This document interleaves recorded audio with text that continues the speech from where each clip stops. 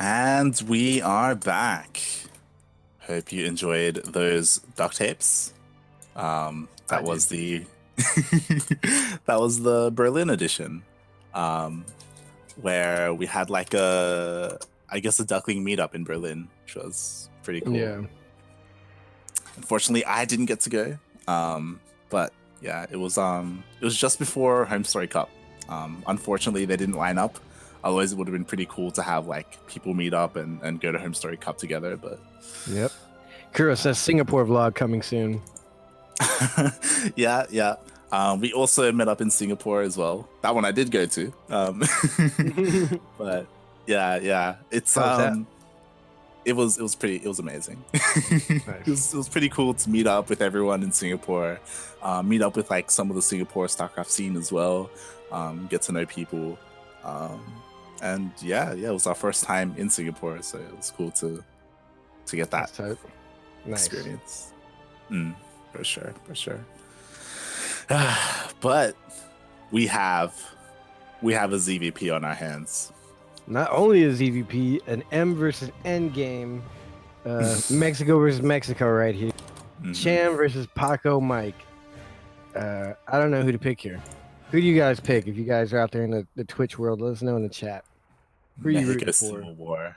Yeah, this is a Mexico Civil War with a lot of deaths about to take place. It's gonna all like it's gonna go full circle when like the winner of this faces like special in the finals or something like. Yeah. I mean, there's a lot of hard opponents here, but maybe one of these people can take the placement, because looking at the standings the past couple of tournaments, I say this at least 5 times every time we have this tournament, but in the past, first place has usually gone to special, second place will usually go to Kelazar, and then the third and fourth position is the one that is most likely up for grabs, normally going to Cham and Eric. So as we saw, Eric just won, so Eric will be going on, but maybe there's an upset here with Cham. Yeah, maybe Cham doesn't make it. Maybe Paco Mike takes it this year. Yeah, I mean, I do believe that this is Paco Mike's first time in the playoffs. Copa America playoffs. Yeah. And it's a new patch. Protoss is looking all right. We recently had the adept change reverted, so the upgrade is a little bit more useful. It's debatable. Yeah. how the adept change works, but arguably it's better now. And yeah, we could. I think the main changes have been in Zerg versus Terran in the latest update, but while Protoss didn't get any big nerfs or buffs, I don't personally think anything game changing. Wait, actually, didn't they get? Well, okay, so they have the only hero unit now, which is ship, right? It can't be abducted or it can't be neuroparasited. It can't be abducted, I believe. Neuroparasited, one of the two. But that's really the main change. Other than that, I think if anything, Zerg was kind of balanced in order to play Protoss, because there's no more just mass infestors. You can't just take their mothership core and call it a day. Well, like, I guess the biggest change was that Swarmhost Nidus isn't as prevalent as it once was. They did. They also did the Nidus changes. Now the Nidus isn't as good with the Swarm host. Yeah. And that leaves the Zerg to explore other builds and play differently, because for a while we did see like nothing but Swarmhost Nidus. It was pretty disgusting. And Lurker Hydra was never played really against Protoss, because you get stormed a couple times and all your Hydras. Yeah. So but now they're changing the game. Yeah. It'd be cool to see. More importantly, it'd be cool to see how these two players match up against each other. We haven't really gotten to see them, especially because again, the regular tournament is Sentimental Latino, right, for the Latin American scene. Yeah. But Cham, he can't play in that, so we don't know how he matches up against these other players. Yeah, you don't see these players go at it often as you would like to. But yeah, we'll see. We'll see how Paco Mike does. We'll see if maybe maybe he got a couple of like Protoss players to like guide him as well, as he is like the only representative at this Yeah. tournament. I'm sure some people reach out to him and are like, bro, you need some help. You representing us out here. Who else is a strong Mexican Protoss player? I don't think there is really too many. Yeah, there aren't too many, but like, like maybe like other players from like the North American scene, right? Like, would reach out and help. I would hope so anyway. Yeah. I mean, you got to practice with somebody, For sure. But also, Paco Mike is a part of Alpha X, which is a clan that I am a part of. So that does give a little bit more bias towards him. But I'm a Zerg, and I like Cham. Cham's a nice person in general. Yeah. I don't know how I feel about this one, but I'm sure it'll be great games nonetheless. For sure. Just whenever they get ready. Yeah, we're just getting set up. I think the Spanish casters need a little bit of time to get ready. Once they do, we will be underway. Indubitably. The winner of this will go up against the winner of Kelazur versus Eggs, which we'll be casting next as well. Yeah. Which I feel bad for Eggs in this situation. You got to go against Kelazar, who is almost always guaranteed to win. Yeah. I mean, Kelazur did kind of like manhandle his group. He dismantled Ryu in the group stage, which is a little bit scary because I feel like Ryu is kind of an equivalent to Eggs in a way. Like they go back and forth. They're both up there. Yeah. They're both kind of similar in skill. So like seeing Kelazur play that way and mess up Ryu, like Eggs, he's got to. I imagine he's been doing nothing but practice, like ZVT. Yeah. Like, in preparation for this. Yeah, it's pretty rough. I don't think a lot of people prepared themselves to play against a Protoss, and now they're having to prepare for a Protoss just in case. In case the Cham Paco Mike. Yep. And it looks like the Spanish casters are ready. Brazil is ready. Yep. We're ready. Now it's interesting. Imagine a tournament where there's not a single Protoss. All you have to practice is versus Zerg and Terran.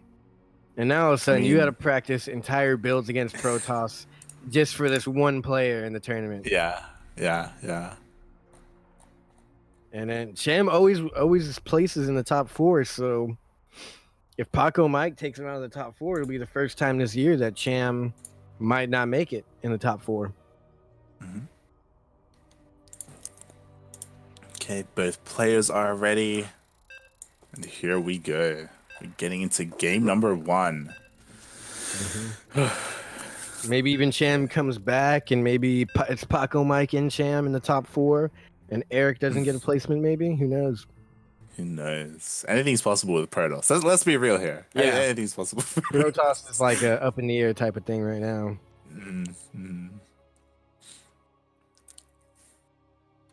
Got a lot of options available too. We'll see how, what they end up whipping out in this series. Speaking of Protoss, here in the bottom left-hand corner of World of Sleepers, representing Alpha X, representing Mexico, it is Paco Mike. And his opponent spawning in the top right-hand corner. He is a red Zerg playing for Team Chivo, representing Mexico. He is currently 22 years old, and he goes by the name of Cham. Cham's 22? Yeah. Mate. Allegedly. He seems a lot younger, honestly. Yeah. I thought he was older. Not gonna lie. He's been around for a while and he's 22. Yeah. He must have been playing since he was like 16 or something. Yeah, for sure. Very nice. Yeah, it said he was playing since 2012 in WCS Mexico Nationals. Oh. 2012, so he's been in the game a while since he was a youngin'. Yeah, yeah, and it's really cool to see him like kind of flourish. More in Yeah. recent years, I guess, maybe like the past 2, 3 years, Yeah, we've seen I him. think the past 2 years have been good for him. For sure, for sure. Getting into Ooh, oh, the cannon rush coming out from Paco Mike. God, Is okay. this really how we're starting it off? He's gonna wall it off perfectly. He didn't even pull enough yet. He has not yet pulled enough. He's gonna go and take a third base and cancel his natural. It's his Yeah, best he bet. should. Yeah, yeah. Or is he just gonna take the third? Okay, he does cancel after the pylon's finished. Yeah. We'll see if Paco Mike cancels as well. He kind of does. Like He he just does needs to see get the that, high ground vision. Ooh, Yeah, he's been yeah, taking he's- third base. he's proxying a robo as well. Yeah. Cham taking double third base, or I guess double third base, quick third base, second base, regular yeah. time third base. But I don't know. I don't even know how to explain the situation here. Well, I haven't he's really seen committing- this.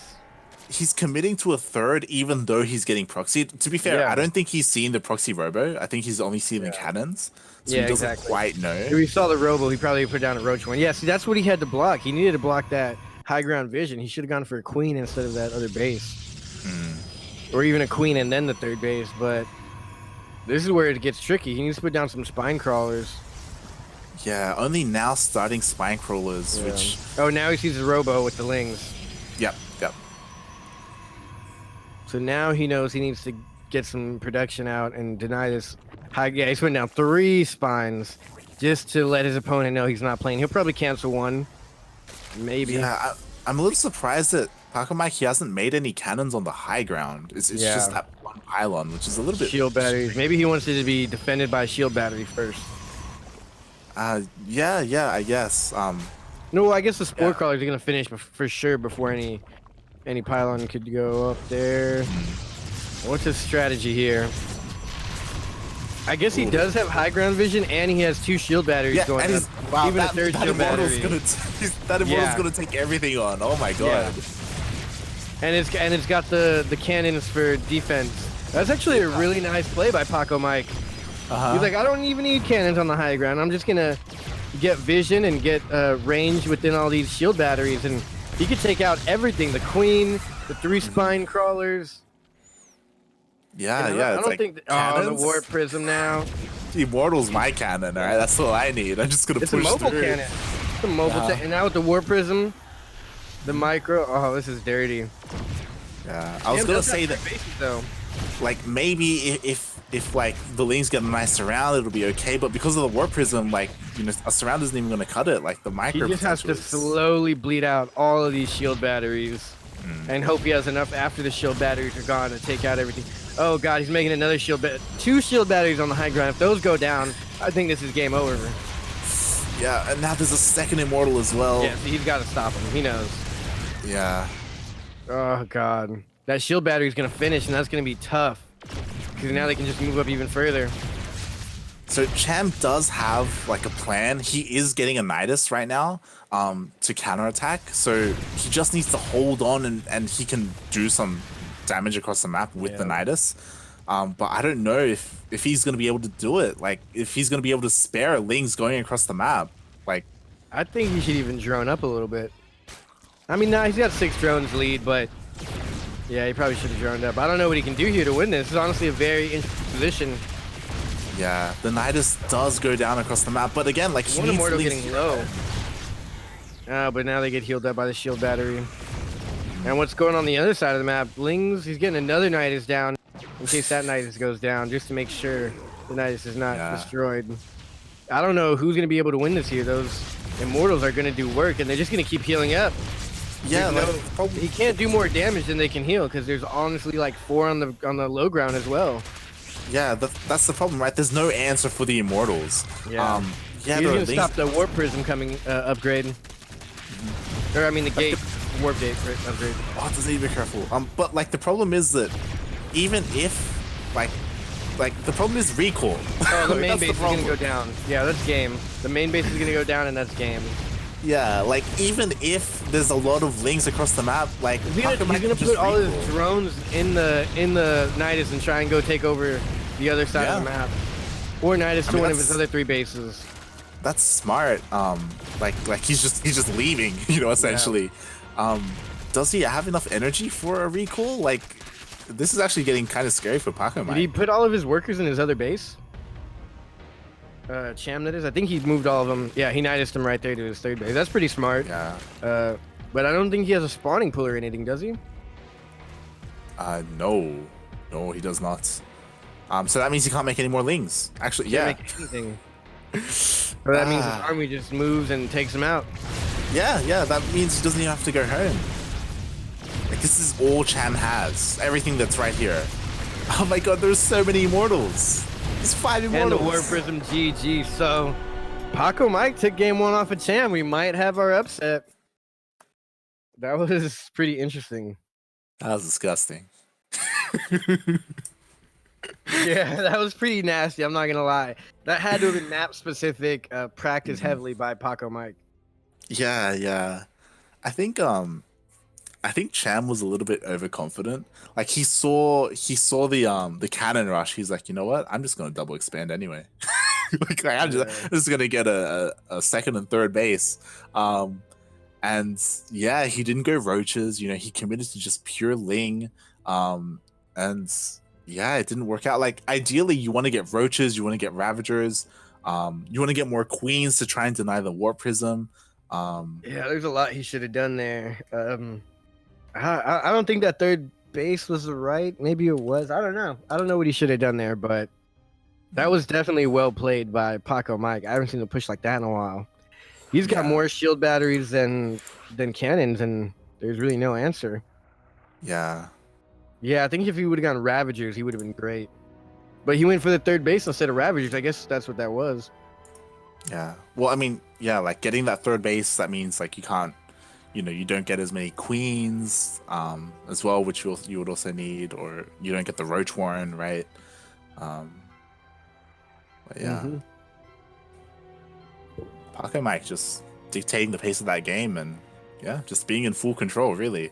Like, sure, there were Niduses across the map with lings, but like, they didn't really do much. Like, yeah, he did a little bit of damage, but I don't know why he didn't to the economy or anything.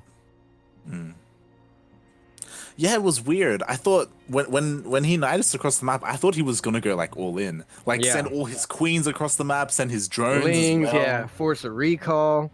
Yeah, but he just slowly bled out back at home. I don't know what he was expecting, but I guess he didn't expect more shield batteries. And I think if he would have stopped that shield battery going up on the high ground,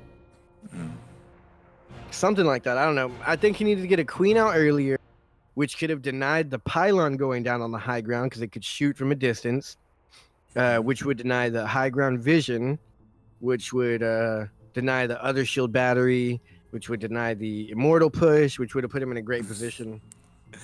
Well, I mean, bearing in mind that an earlier queen also means earlier creep, which means exactly.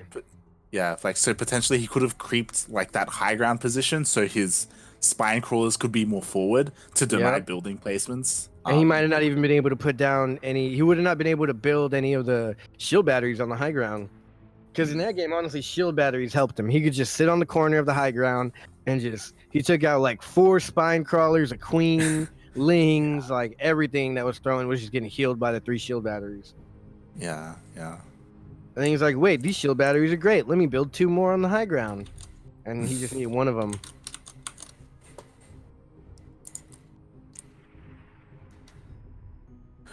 Yeah. GG. Well played. Indeed. I guess Paco needed 5 minutes to regain himself after a win like that. He's getting a bit too excited and he's gonna calm down. He's like, I'm up 1 game against Cham. Like, I can do this. Yeah. But Cham's, like I said, he's supposed to be top 4, so hopefully he can pull something around here.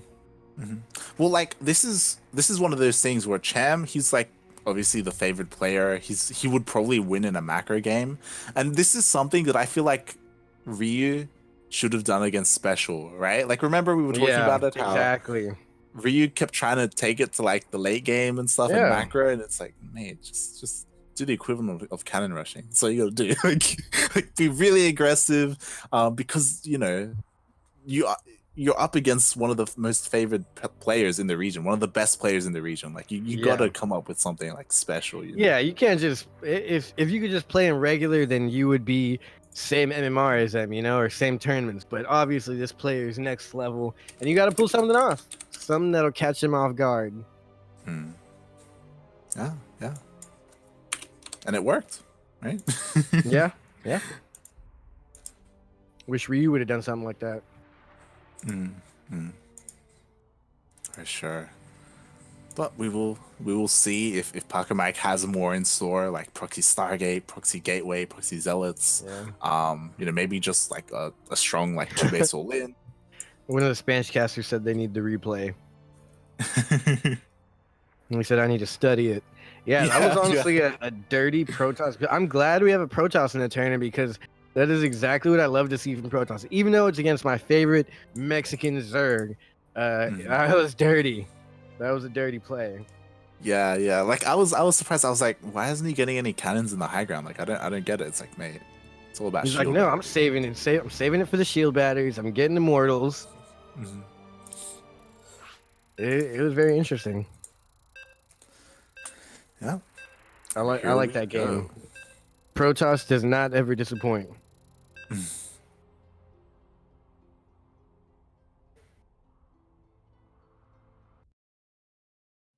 wonder if Cham is shaken up after that, or if he's just like, you know what, you won that game. Yeah, I'm just whatever. That's fine. I'm Cham. Yeah, I wonder how he's feeling right now. He could be shaken up, could not even be phased, or he could be pissed and won his revenge right here. Yeah.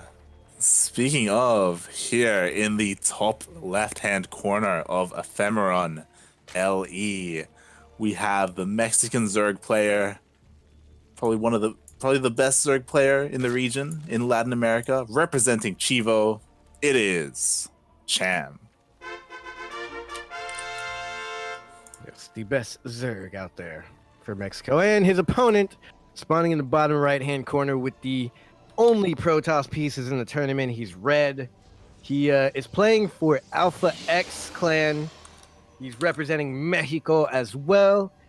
His name's Francisco Rodriguez, and he goes by the name of Paco Mike. His name is neither Paco nor Mike. It's not. It's Francisco. Yeah, Francesco or Francisco. It's same difference. Yeah. Same thing. This is fine. It's fine. Oh, he's trying to hide that little drone. That was nice. Hid the drone. Cham. Yeah.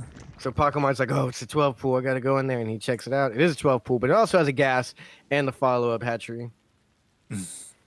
So it was a pool first. I think gas pool actually. Yeah. Yeah, it was gas pool. Gas has been done. So yeah, it's gonna be on Pachamike to make sure that he's got a wall at home and make sure that those lings don't get in, because double pyloning down by the gate. Yeah. That's usually the easy response. Like you can wall off easy. You can get a zealot, but if Champ fully commits to this and he gets in and he gets one of those pylons, you're pretty much done for. You can pull probes to defend that, but if they do get us around on that first pylon and it's the only pylon, that is a game. Yeah, it's basically game, yeah. So he does get that second pylon to make sure that, he's secure. He should be able to put down one more gate right as the lings reach across the map, but there's no probe going that way yet. Oh, God. Yeah. He has yet to get the probe going. Wow, 2 zealots already out, actually. Okay. Yeah. That makes sense. Was he going for a quick third? What is this madness? Hey. It's like Chem knew exactly what was happening here. You say quick third. I think maybe he was going for like sneak around for like throw down like a proxy. Yeah, maybe. I don't think he'd go for another base. He didn't have enough money for it. Yeah. It's interesting. It's interesting. Cham went for the early lings. He didn't do too much damage. Yeah. And Paco Mike didn't build a wall. Yeah. He's being a little bit ballsy, sending his zealots out like this. Like he could get surrounded. With the Zerg, there's always more army that you don't see. It could have been a whole bait and switch, and Cham ran in the other side, but now he walls off, getting rid of the overlord. And yeah, Cham and hasn't gone for 2 bases yet. He's going for a layer. I think this is going to be an all-in 2-base Nidus. yeah, we could see it. He is going for that lair. There is no Roach Warren yet. Oh, but we do have range. So we're probably going to see a Roach Warren come down No anytime third now. base. He could be going for Hydra Den, a quick Hydra move out. Oh, maybe. That would be really good. Yeah, because you know the follow-up is usually going to be air. If you rush them with Mm. Lings, they sit back, defend up, get some air out, go try and do some damage. Because you want to take a base by the 5-minute mark, I guess, as a Protoss. Yeah. To be fair, Cham hasn't scouted the main yet. He hasn't seen the Stargate. Like it could be like DTs, it could be you know, a Templar Archives or something for like still no third base. Yeah, he's going for this. He's committing to this 2-base Roach. Yeah. It is gonna be Roach. So he does go Roach Warren, takes the gases. I was hoping to be something cheeky like Hydras or even maybe like a quick Nidus with lurkers inside. Yeah. It should be a viable one base lurker build. Yeah. It can be really risky going for fast Hydras just because, you know, if your opponent goes like Zealot rush or anything. Yeah, charge lots. Yeah. And he hasn't really been scouting at all. Yeah, surprisingly so actually. Which is weird. He's gonna go Roach all in, but he does. Yeah, see, he didn't scout this at all. There's no defense. He just thought his 3 queens would be enough. 5 workers go down. That's huge. And he's gonna recall it. Wow. That's a good call. He could have just pulled. He could have, you know, maneuvered around it, but. Okay, now he's going for his third base, which is super late. Yeah, it's weird. Like he's still committed. He's going for a third, even though he was staying on 2 bases for so long. I thought we would see like a strong like 2-base push come out, but instead he's looking to macro and transition.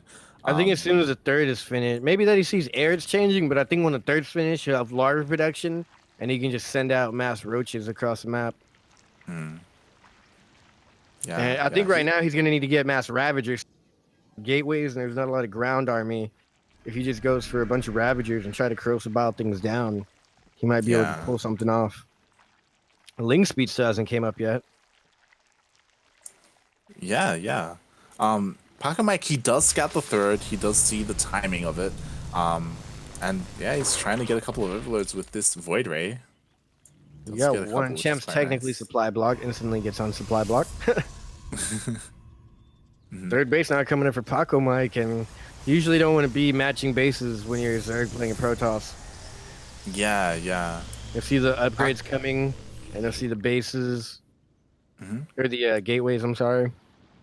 We do already have the Templar Archives the Twilight Council and the Templar Archives for Paco Mike. Research and Storm. Yeah.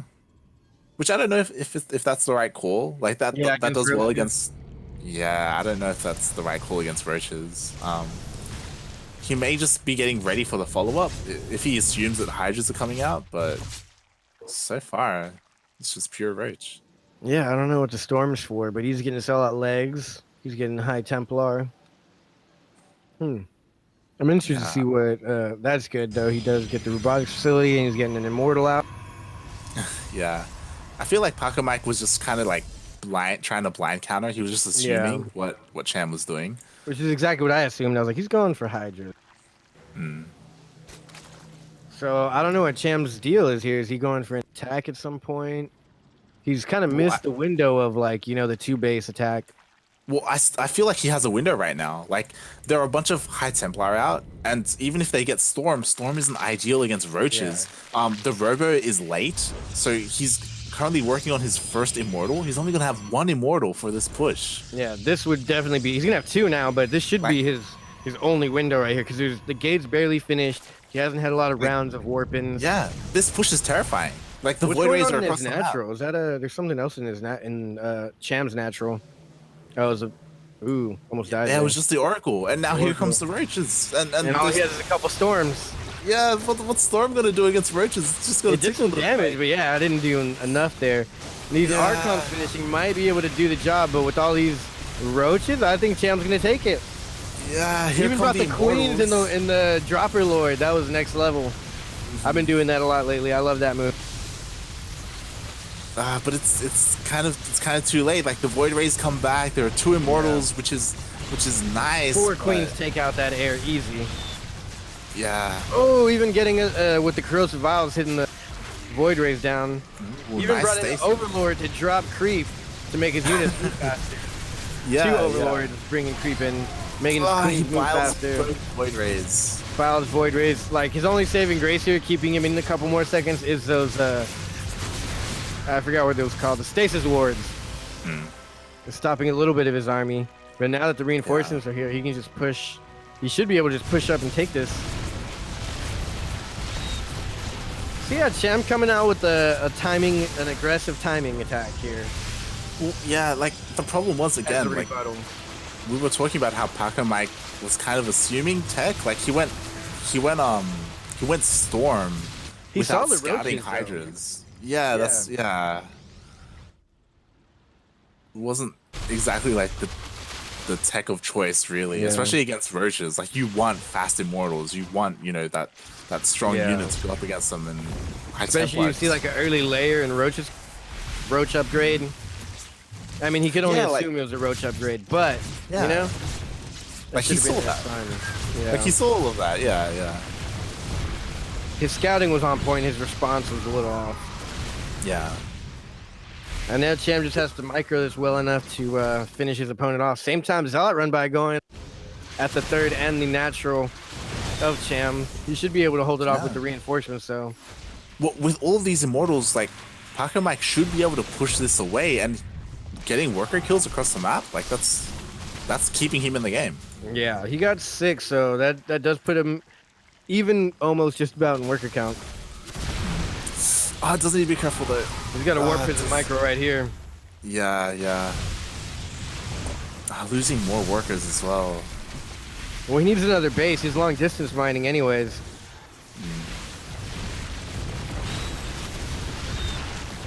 Ooh, we could have taken out that Immortal. Yeah, he's gonna get out of there. He did a decent amount of damage though. Some of those Immortals are weakened up. He gets some reinforcements, and he's going to try and go right back in. He really can't back out now. There's a lot of Overlords there that will die if he doesn't go back and pull him out or fight with them there. It's a good indication that he's going to keep fighting. Paco Mike lost so many workers. Like it's just an uphill battle at this point. 65 to 47 workers, 4 bases versus 2, and Cham can lose this army here, I think, and come back. Oh, he goes in with the surround. Roach is coming in from the backside on the flank. And they just walk right into the main, and they're splitting up now. And I think this will do game-ending damage to the worker count. Yeah, Paco Mike, he just doesn't have enough supply to like compete with his army as best he can. Yeah, he doesn't have enough to split. 14 workers going down. Oh, this is everything here. Yeah. Cham doesn't even need to micro every single army. He just needs to go home, defend, and he's in a significant lead. Yeah, and behind even burrowing some roaches. Now he's getting his Hydras. Behind this, the Hydras are on the way. The Lurker Den. Yeah, 5th base on the way as well. Jeez, yeah. He's not going out to a rush like he did last game. Oh my god, he already has Hive as well, +3 armor. Paco Mike, he's pushing out across the map, and like he needs to. The 5th is cancelled. He needs to kill like the 4th and the 3rd to be able to stay in this game. He's just got to go in there and destroy everything right now. He's got to win the game right now, pretty much. Yeah. To be fair, Cham doesn't have much. He has a bunch of Hydras. He has a handful of Roaches. Like, this is a fight that... If he can get 1 or 2 Lurkers out, though, then he's back in the game. Yeah. There's really no... I don't think there's any vision here, but yeah, he doesn't... He's getting a lot of Lurkers. He's just got to defend till the Lurkers come out. Yeah. Waste all the storms. That's a lot of Lurkers on the way. Yeah, another warp. And I think Paco Mike should have gone in and taken out these Lurkers. I don't know if he's aware of that. Yeah, he's really scared. And he's letting them finish. He's all in, you know? Like, yeah, they finished. So now, if you would have gone in and taken that nice storm off on the workers, he's going to have to back out now with all these Lurkers here. That is a lot of Lurkers. He needs to go for this 4th base over here. Oh, man, these Lurkers are just going to slowly move up and take everything they can with them. Yeah, but Cham, he's just buying so much time. Like it's taking Paco Mike so long to rotate around and get to this space. But he's also getting his reinforcements. Yeah, and he's getting a lot of worker kills. He lost 24 workers, but Cham's still in the lead by like 10 workers or 12 workers, something like that. 30 workers. I don't know what the count is right now. It's currently 44 to 29. Yeah, so he's still ahead by like 14, 15 workers. Yeah.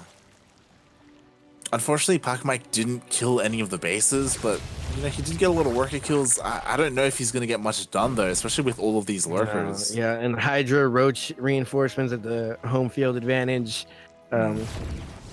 defender's advantage. I think is gonna help Cham here. And like we were saying earlier, he lost a lot of workers, so anything he loses right now is, I mean, you know, he can't replace anything. He's got only a couple workers back at home. Yeah, and because of those workers, like Mike can never really engage. Like they're always already there, borrowed, and yep, he's got the defenses up, and he's going for the counterattack. So as this goes on, Cham's just more and more in the lead. Yeah. With this counterattack, he could deny the third as well. He should go for it. The Overlord is just being completely left alone. All over the map, spreading creep. They did get a cancel on that third. Hopefully cancel, not just a destroy. Yeah, it was a cancel. He's already getting Vipers. He's got Hive Tech out. Cham's like sitting pretty on this army here now. He's gonna probably get some Ducks. There's some Blinding Clouds. Yeah, I mean, Mike, he's played this out as well as he could have, like from the position he was in. Like he was looking like it was bad. And he was able to push back and deal some damage, but again, like Cham is just so far ahead. Yeah, that last push he had to have done more damage than it did. Yeah. Again, he got like nice worker kills, but again, like trying to jump on top of the morphing lurkers would have been ideal to try and stop that from happening. Yep, exactly. That was his only moment to win the game. Was I think when the lurkers were warping in, and he only had like a handful of roaches really available. Yeah. Oh, he missed. He missed it. That's unfortunate. I've never seen one of those miss before. Yeah. And now he's forced to leave like units back at home, you know. Like, and he forgot he moved the units. He's like keeps sending one back there and then sending it out. Oh, he's just gonna abduct. The army's so small for Paco Mike. He can just abduct anything, and it's a pretty huge deal to the army. Good revelation. Yeah. And there's the upgrade like difference as well. You know, Cham, he's already on 2-2. He's working on 3-3. Going, yeah, he's going up to 3-3. He's getting the lurker distance upgrade, the range upgrade. Yeah. And here we go, probably the last fight. You know, he's good engaging.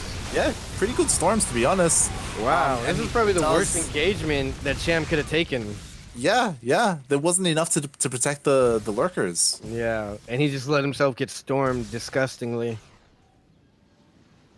But he does still have roaches in the base of his opponent, and I don't know what he's coming up with right here. 7 roaches, 7 hydras. He does have enough like bank and economy to not remax, but to get a defensive army out at home before the push comes.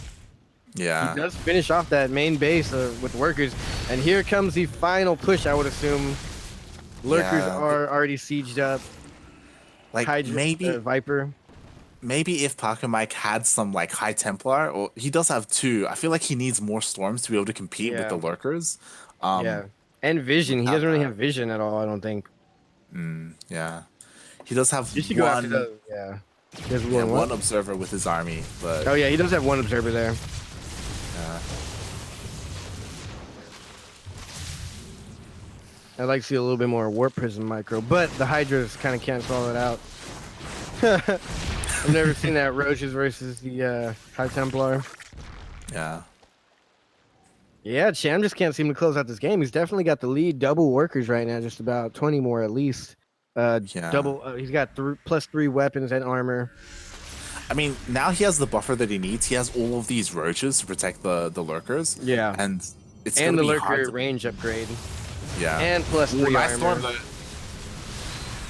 That wasn't enough storms though. All the storms in the world didn't take out even one of the lurkers. Yeah. GG, Paco Mike. Cham finally finishes it up here. Hmm? That was a good one. That was fun to watch. I just wish Cham could have closed it out a little sooner. Yeah. He was kind of struggling with it, and Paco Mike, he was, he was came back. He was trying to claw his way back in.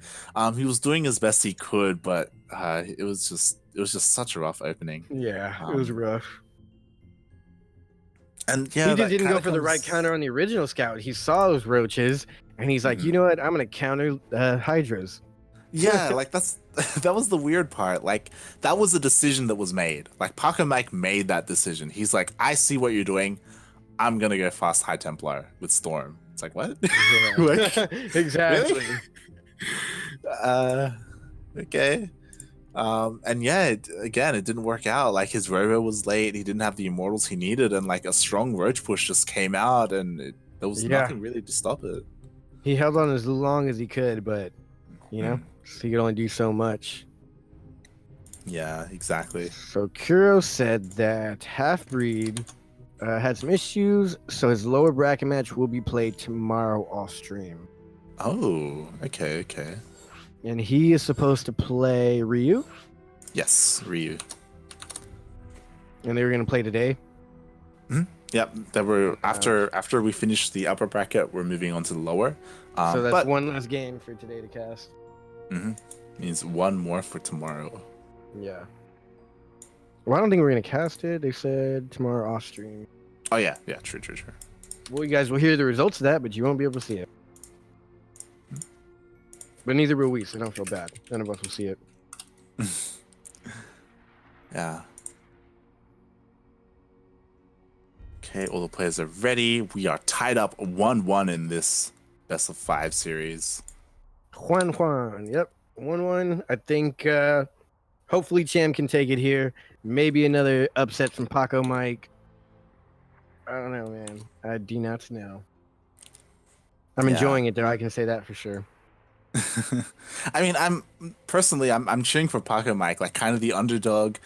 He's been playing pretty well. Just like a couple of decision making hasn't really lined up. I mean, game 1 was super legit. That was a freaking awesome build. Game 2, Cham was wrecking. Would have wrecked any other player, but he did have a foot in the game and held very well compared to how anybody else could hold against an opponent like that. Yeah. So Paco Mike is by no means a walkover here. Well, like that, especially that last game, that's the kind of game that can get to a player like Cham, where it's like you deal all this damage, you're so ahead, but you can't close it out, and the game just keeps going. And in the back of your mind, you're thinking, I'm not gonna lose this, am I? Like, I thought your head. Yeah, it's like I got this, right? Like I got this, and the game just keeps going, and you can't end it, and it's like, oh my god, like is this really happening? Like psychologically, like that can mess with you. Yeah, for sure. Easily. But here we have in game number 3 of this best of 5 series, spawning in the top left-hand corner of Simulacrum LE. We have the Protoss player, the Mexican player, representing Alpha X. It is Paco Mike. And in the bottom right-hand corner, the favorite Zerg coming out of Mexico. He is obviously representing Mexico, playing for Team Chivo. He goes by the name of Cham. Also known as, what was the alternate ID? Chamaco, SC Star. I don't know what else, whatever else is on his Wikipedia. I guess that's what Cham stands for, Chamaco. I don't know. Oh, maybe. Possibly. But he's going for the gas pool opening, I think. Or did he put down the layer first? I didn't see. I mean, the hatchery. Oh, hatchery first, I think. Yeah, it was already almost done. Yeah, like you were saying, there's those games where, like, I've seen pros and even myself, where you're playing, especially against Protoss or Terran, you're beating Protoss, you destroy their base, you keep hitting them, and somehow they just come back, and off of 2 bases, they come back and destroy you, and you're just, little by little in the game, you're like, all right, I'm winning this. I think I'm winning this. Is he coming back? Am I getting whooped right now? Did I just lose? I I've mean, even it's seen people like I think it was TLO, Liquid TLO. He even reported a player because he like destroyed 3 bases and they still came back and won. mm, But this was back in the day when things weren't as balanced. yeah, yeah. I mean, it can happen, especially with Protoss. You know, their units are typically more like efficient, or they, you know, they're Hmm. more valuable. They can deal more More in lower numbers. microable. Mm, for sure. So as long as you got the micro skills, you can usually deal a little bit more damage. Yeah, yeah. And Paco Mike, he's already doing something kind of special right now. Yep. Coming He's out got a with the adepts and he's got the gate or the yeah. Stargate. Yeah, he's got a very fast Stargate on the way. Typically you don't see this being done until like maybe around the 3.5, 4 minute mark. Unless it's Um, being proxied like in the north or hidden somewhere on the map. Yeah, you can yeah, see yeah, down into the lower section of the map. Cham's sending a little ling out there to see, make sure there's no hidden bases yeah, yeah. or But this, hidden structures. mhm. I feel like I don't know if I like this fast Phoenix. I feel like an Oracle would deal so much more damage, especially like last game. Remember, like a normal time Oracle came in, Yeah. um, and it's like it didn't really do much. But going for a Phoenix this time. Oh, sorry, Cham Phoenix, to defend against it. Phoenix Oracle opening. He's going for fast Phoenix Oracle. Phoenix Oracle. I think the only plus to that is that later on in the game, like in 2 minutes, he won't have any Overlord vision, and the transition won't be scouted. Mm, So I think the transition that Paco Mike comes out of the Phoenix Oracle is going to be the big one here. yeah. And he's got 2 of the adepts out, so he can do the Phoenix Oracle and the main adepts, the old 1-2 punch. Hmm. We also have a relatively fast Robo Bay. Yeah, that's what I was looking at. I didn't know how fast facility. that Twilight Council going down now as well. Yeah, yeah, he's getting a lot of tech and he's slowing down Gate. quite a It number of looks like gateways. he's trying to be aggressive here. Yeah. I imagine the robotics facility is for a warp prism and he's gonna Yeah. apply some pressure with gateway units. God, that Um Phoenix got so low, taking out 1 over. I mean, I guess it's worth it, right? Like the idea behind this is to deny Overlord scouting, right? And stop them Yeah. from being out on the map. Yeah, yeah, you're right, I guess. But also, when you have a Phoenix and an Observer, you normally want to go into a base, let the Queen and the Spore Crawler attack the Phoenix. You lift the Queen, go in with the Oracle, take at least 1 or 2 drones out. Yeah. But he wasn't going for that. I guess he's just purely trying to deny the vision because he is also going for that early tech, getting the Templar archives again. Yeah, I don't know how I feel about that. I imagine this time it's for like Archons, like an Archon drop. I imagine. I don't know. He's Um, taking the 5th base at least, so I mean the 3rd base at least at the 530. yeah. Yep, yep, and there we go. Okay. Should be morphing them into Yeah, Archons. because they are cheaper than DTs and more For sure, useful. for sure. Yep, yep. You can transition into Storm if you need it. Yeah, which you usually do late game TVP. Yeah, So now he's gonna yeah. go ahead and drop in. Cham's even going up to the 4th base already.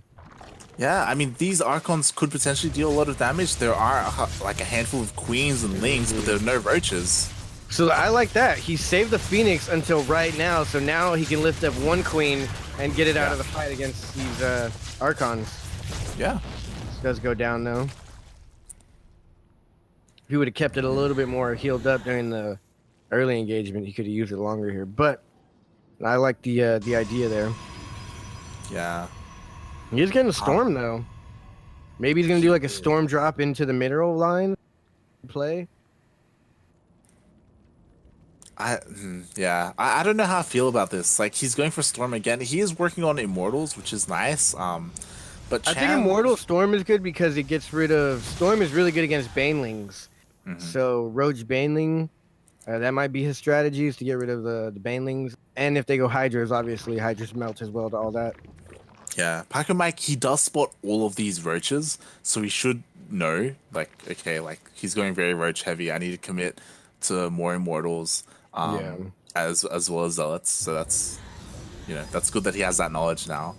I'm just worried because I feel like Cham, he's getting into the swing of this like macro game. Oh, nice Like catch though. He caught those Zealots before they wolfed in, so they're already low on shield. Yeah, yeah. Oh, and there's no Warp Prism to pick these up. The Warp Prism's kind of far behind. It only gets one of those Archons out of there alive. Yeah, yeah. I do not like this at all. Storm is about to finish, and he has a good 2 or 3 storms. But there's a heaping helping of roaches that are going to come across the map right now. Yeah, and Cham, he's getting a 5th base. Like, okay, so maybe this is good though, because now look, he's going for Baneling speed and 18 lings. So Storm should be good against that. But I don't know if he's even going to survive this roach push. exactly. To There's even so get to many the roaches. lings. Not a single Ravager, which is a little interesting. Well, he's gonna be able to deny the space. Hopefully, he can't. Oh, it's a kill. Get out of there. He should get out of there. It's a kill, no cancel. Yeah. Ravager's now being morphed in and get there along with the lings. There's not enough buffer here. Yeah. Yeah, there's not enough buffer here for the Immortals. Like, the only damage is literally the 4 Immortals. Those High Templars just have their storms and that's it. Okay, here comes some Zealot for some buffer, but I don't know if it's gonna be enough with the surround. He spent all his storms on this little cluster of roaches, which is a quarter of the army for Cham. As Cham's trying to go around the map into that 3rd base position, which is very smart. He's gonna turn around because of the 1 Oracle. Yeah. And the threat of these Zealots coming in. Nice micro there, making sure the lings take the damage so the roaches can hit the Zealots. And now he's gonna move back in. Now that his whole army is together. And this could be the game-ending push. He needs to get a good storm on these Banelings. They're going to try and go in for those High Templar. Here they go. They're going to get the storms off on the side. He needs to get the storms. 1 storm, 2 storm. He does storm a lot of Banelings, but they still do damage, taking out a good amount of the Archons. Yeah. And High Templars are gone. Reinforcements, 4 Banes. There's not a single storm. And all the units are going to go down here with these upgraded Banelings. These Banelings are upgraded twice. He has strictly... melee upgrades for the Banelings, and that is his only upgrade. Yeah, and that's the thing again. Like Mike, he just goes for this early storm, and it just doesn't do well against this Roach Ravager. Yeah, yeah. I mean, it was good going against the because he kind of predicted that Cham was going to go for the Banelings, but Cham is not being very Baneling heavy right now. Even going up, teching up to his Hive and getting his what's it called, Spire. Yeah, looking to transition either into Greater Spire or I don't know, like a Muta Switch of some sort. I don't know if a Muta Switch might be good. He could go for a Muta Switch. It is kind of late. I think he'll probably just go for Hive and Broods. There's really no anything to counter Broods here. Yeah. If you have like Roach Broods. Yeah, the only thing would be Archons if he morphs them, but he has so many roaches that I'm pretty sure you can defend on the ground against them. Yeah. Oh, nice corrosive vial. Yeah, and he's gonna be able to deny this 4th once again. Like Mike, he's just stuck on 3 bases. Yeah, he cannot get that 4th base down. Meanwhile, Cham on the other side of the map already has 5 bases established. Good storms with a surround by the Lings coming through the back, and I think that's gonna end the game. GG. That was well played by Cham. I like that one. Yeah. Like Mike, he's. God, Mike's APM was 270 and Cham's was 415. I feel like Mike, Cham's kind of figured him out. Yeah. I'm a bit worried that Mike has one way of playing like standard. Yeah, I hope he doesn't get Storm again. Yeah, like he keeps doing the same thing. He's like, all right, I'm in a ZVP, Hydras are a thing. I'm gonna just get early Storm and I'm gonna try and like get a couple of Immortals and survive off of that. But he's gonna get Hydras or he's gonna get Bane. So either way, I'm gonna get Storm super early and that'll just win me the game. But unfortunately, it doesn't. He needs to go like double Robo or Mass Phoenix or something crazy. Yeah. Like he needs to adapt to what Cham is doing. It feels like. I think that's what it is. Cham's adapting very well as to where Mike's just sticking to the builds he had per map, I think. Yeah. He's like, all right, we're on Nightshade. Let me do my Nightshade build versus Zerg. But instead, he should Yeah. be like, all right, I'm playing Cham. Let me do my Cham build right now. Yeah, like that's the difference between like playing a ladder game and playing a player like a player in a series, right? Where like there's more styles mind adapt. games and all. Nighttime, and there's still shade on everything. That's exactly how this map is. Night shade. The name is very fitting. It's like if it's the middle of the night and there's still a shadow over everything. Yeah. But it's still playable. You lower your graphic settings, turn your brightness up, contrast, whatever you got to do. It looks like these players are playing on old, like, the first ever computers that came out, because they do play mostly with the low settings just to be able to see things better, move faster, no hiccups in their graphics, and you can see observers better, things of that nature. Little roaches burrowed or anything burrowed. Yeah, yeah. It isn't good for like streaming or like for the viewer, but you know, it's ideal. When you're playing, it's ideal. Yeah. Sure. Cham is looking like he's gonna take the series. He is on game point right now. It is 2-1. Well, I mean, I feel like it does come down to if Mike has something prepared. Like, you know, he came out with if he's gonna play solid and just regular like he's been playing, going for the early storm. I don't think he's gonna be. I would like to see him get maybe like a adept resonating glaze push, or you gotta do something. Protoss has so many options. I don't know why he keeps going for storm. Yeah, like there's a lot you can do. You can do like a blink all in, which is a little bit like out of fashion, or you can do like fast like charge lots, you know, adepts with glaives, you can go double Proxy, robo. you could even cheese. Yeah. He could go like You know what? Cannon rush again. Yeah, cannon rush again. He did cannon rush. Yeah, that was his first to win. It worked. It worked. Do what works. He might. That might be it. That might be the answer. Like, you get cannon rushed once. That build he had in the first game was amazing. It worked. Now do another variation of that. Yeah. To be fair, the exact same rush. Yeah, cannon rushing is very map specific. To be fair, definitely. I'm not Protoss. I don't know which maps are good for cannon rushing and which aren't. But not Nightshade. Not Nightshade. No, I don't think it's good for cannon rushing. I've never been successfully cannon rushed on Nightshade. Like maybe like a proxy, like Nightshade. You know, it's pretty dark. Yeah. Could hide something somewhere. It's good just because you get that high ground in between the natural and the main. But I don't know. It's not the best spot to like corner. You know, how you got to corner yourself in and wall off. Yeah. It's usually very easily scouted. But I also go 12 pool usually. That might also be a thing. Fair. I don't know. It's anybody's game right now. We can't say for sure it's Cham or Paco Mike. Oh. Brazil calling for a pause as we are missing one of the players. I mean, one of the casters. Yeah.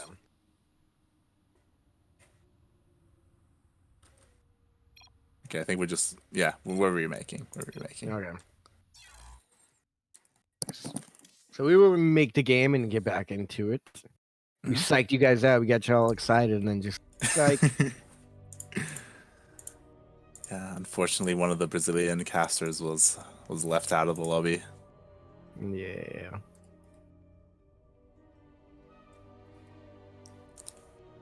If anybody's watching those streams, let us know how they're doing. I wonder how the Brazilian stream and the Espanol stream is doing.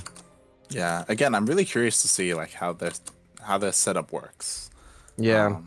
Kuro did say I think the Brazilians are tri-casting. Oh. It's pretty cool. Yeah. I forget to keep joining you. I keep waiting for your invite. I could just click on your name and join.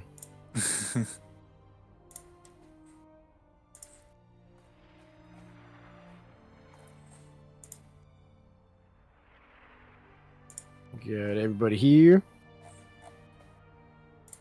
Players are readying up and whatnot.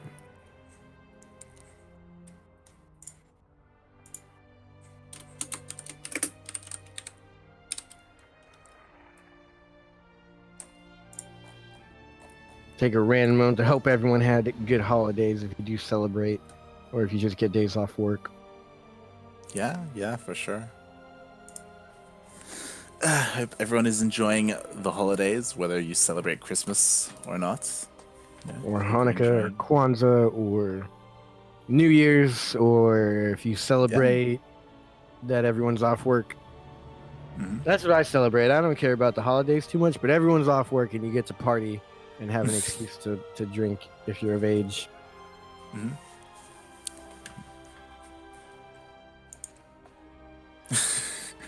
I think the players are now ready. Uh, That's exactly what happened to us. yeah. Said they were talking and chatting, but they forgot to invite him to the game. Yeah. That is what happened with us Yeah, earlier, that's actually. what happened. It was like, yeah, so I think we're waiting for the lobby to be made. You're like, wait, you're not in the game? But these guys canceled the whole game, made us remake it. We were just keep on going. Yeah, yeah. What happened to Quirky? Did he not make it today? Quirky is here. Okay. This will be the last series where we cast, and then I'm gonna tap out. Oh I'm yeah, gonna, he said I'm gonna coming in. I should have just read the messages. yeah.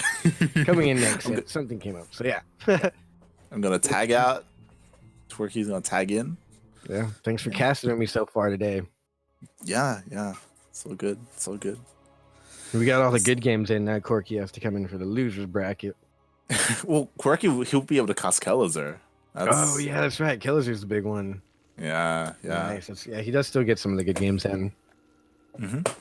But we're not quite there just yet. Here we have game number 4. In the bottom right-hand corner of Nightshade LE. You have the Mexican Zerg representing Chivo. It is Cham. And his opponent right now in the top left-hand corner of the main base of the Protoss. He is also representing Mexico and Alpha X Gaming. His name is Francisco, and right now he's going by Paco Mike. Going for a quick gas and a gateway. So far, pretty standard. Cham being a little bit more greedy this game, going hatch first. Still no pool or anything like that. He isn't looking to be aggressive. I think it's safe to. Paco Mike paused. Oh. Yikes. Oh. Ping. Lag. Maybe ping, maybe some hotkey issues. Out the door. sorry, my food's here. Gotta go get the door. Yeah. Report Paco. Yeah. It seems that someone is at the door of Paco Mike's apartment or house. And this happens in these live tournaments. It's not in a studio. It's not at a gaming facility. It's at their house. They're sitting at home right now. Their family's probably all together having a great time. And here they are playing their hearts out for a chance at some cash. Yeah.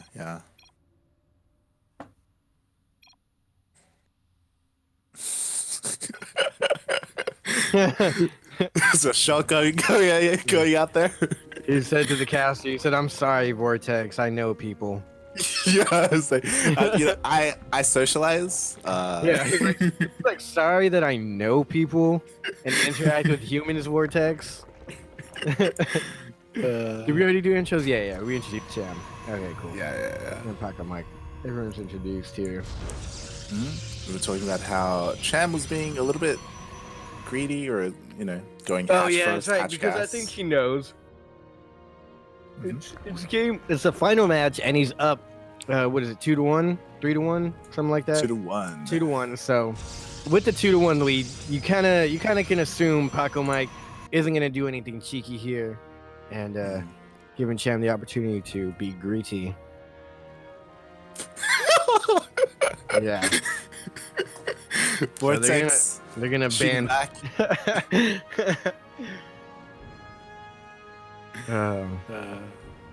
He's gonna ban him if he loses this game.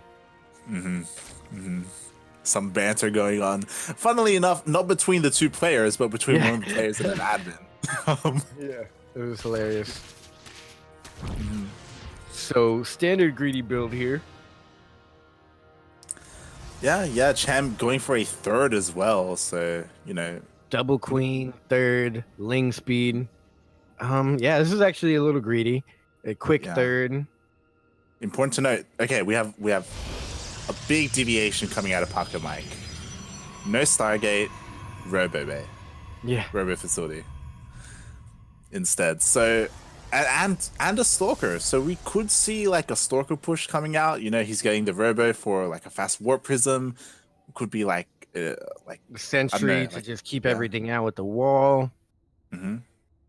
Oh, okay. No warp prism. Instead, going for a very fast immortal. So he could be looking for like a 2-base immortal push, something along those lines. The thing that's a little bit hard for the Protoss player is that because he didn't go Stargate, it's harder to deny scouting.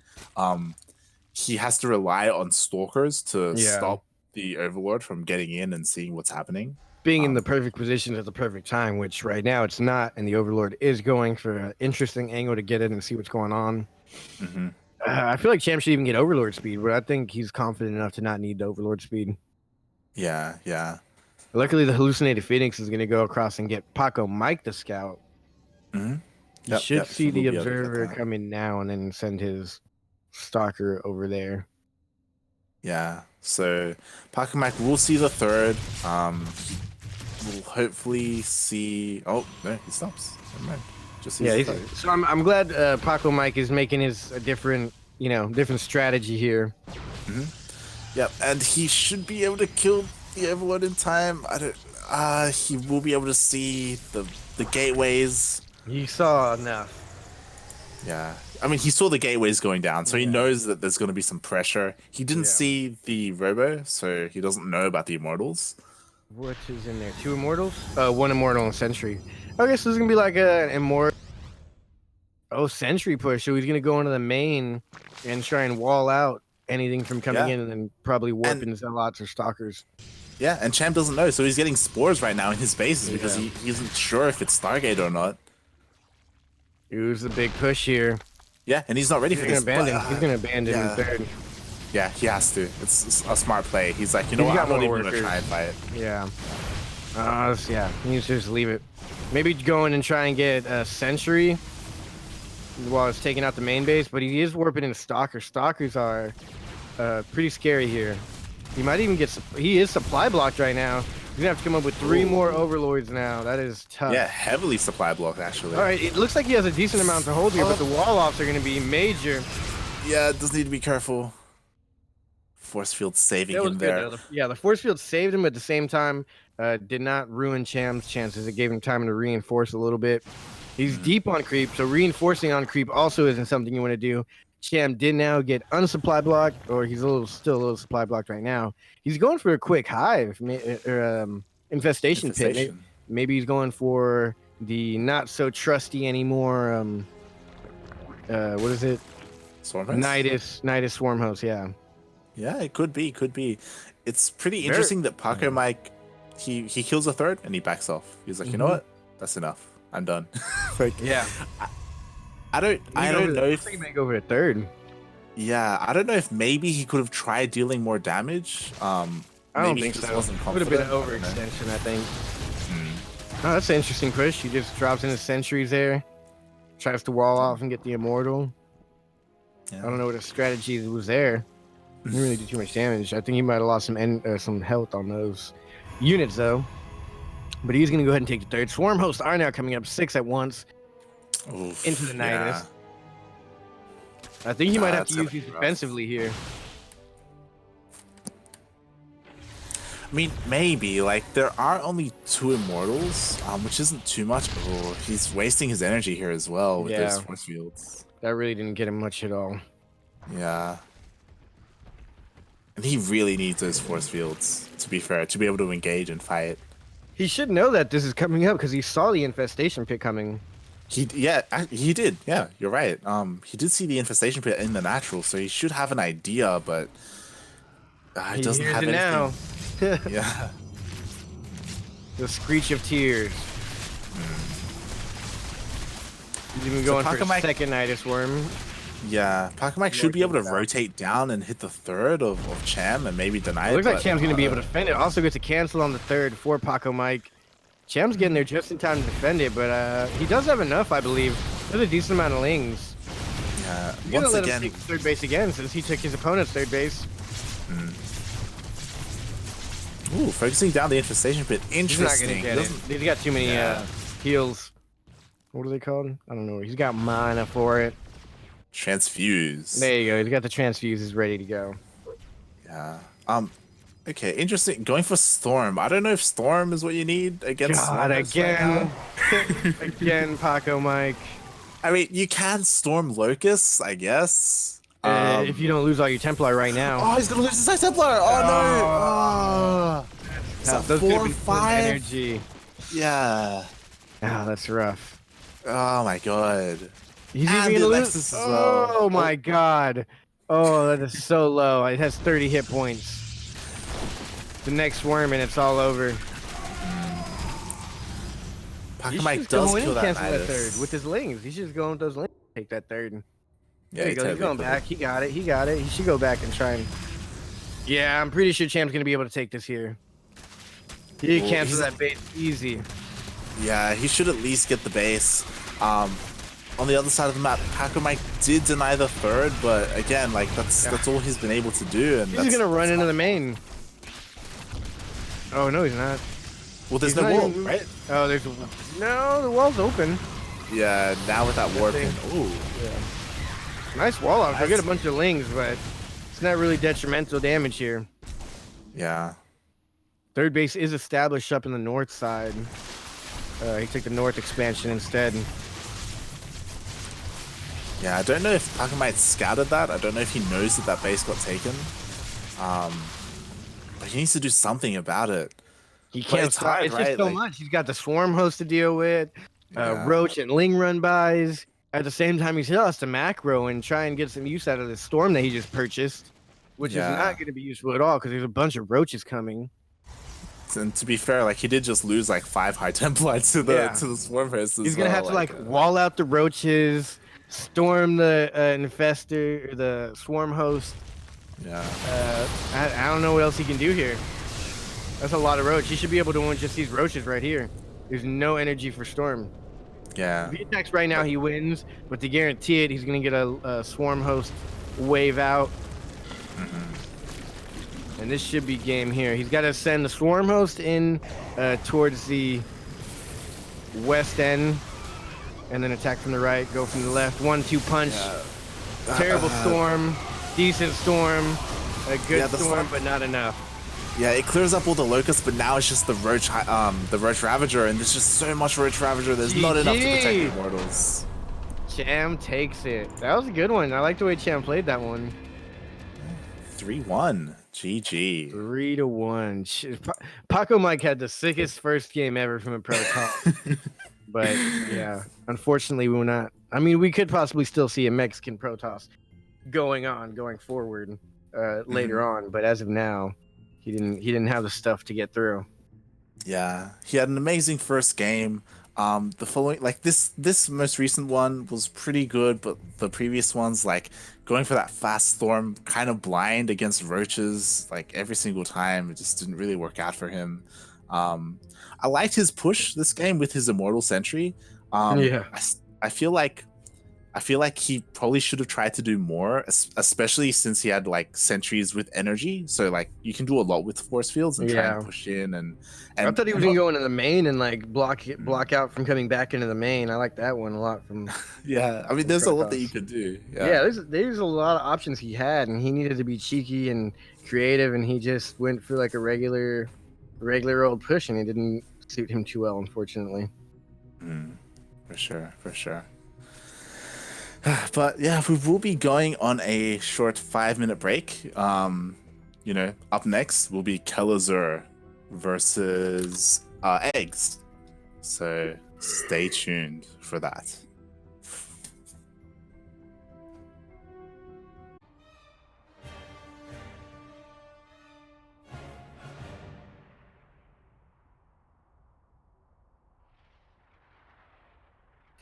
Welcome back, everybody, to the 2019 Season 3 Copa America Playoffs, Day 1.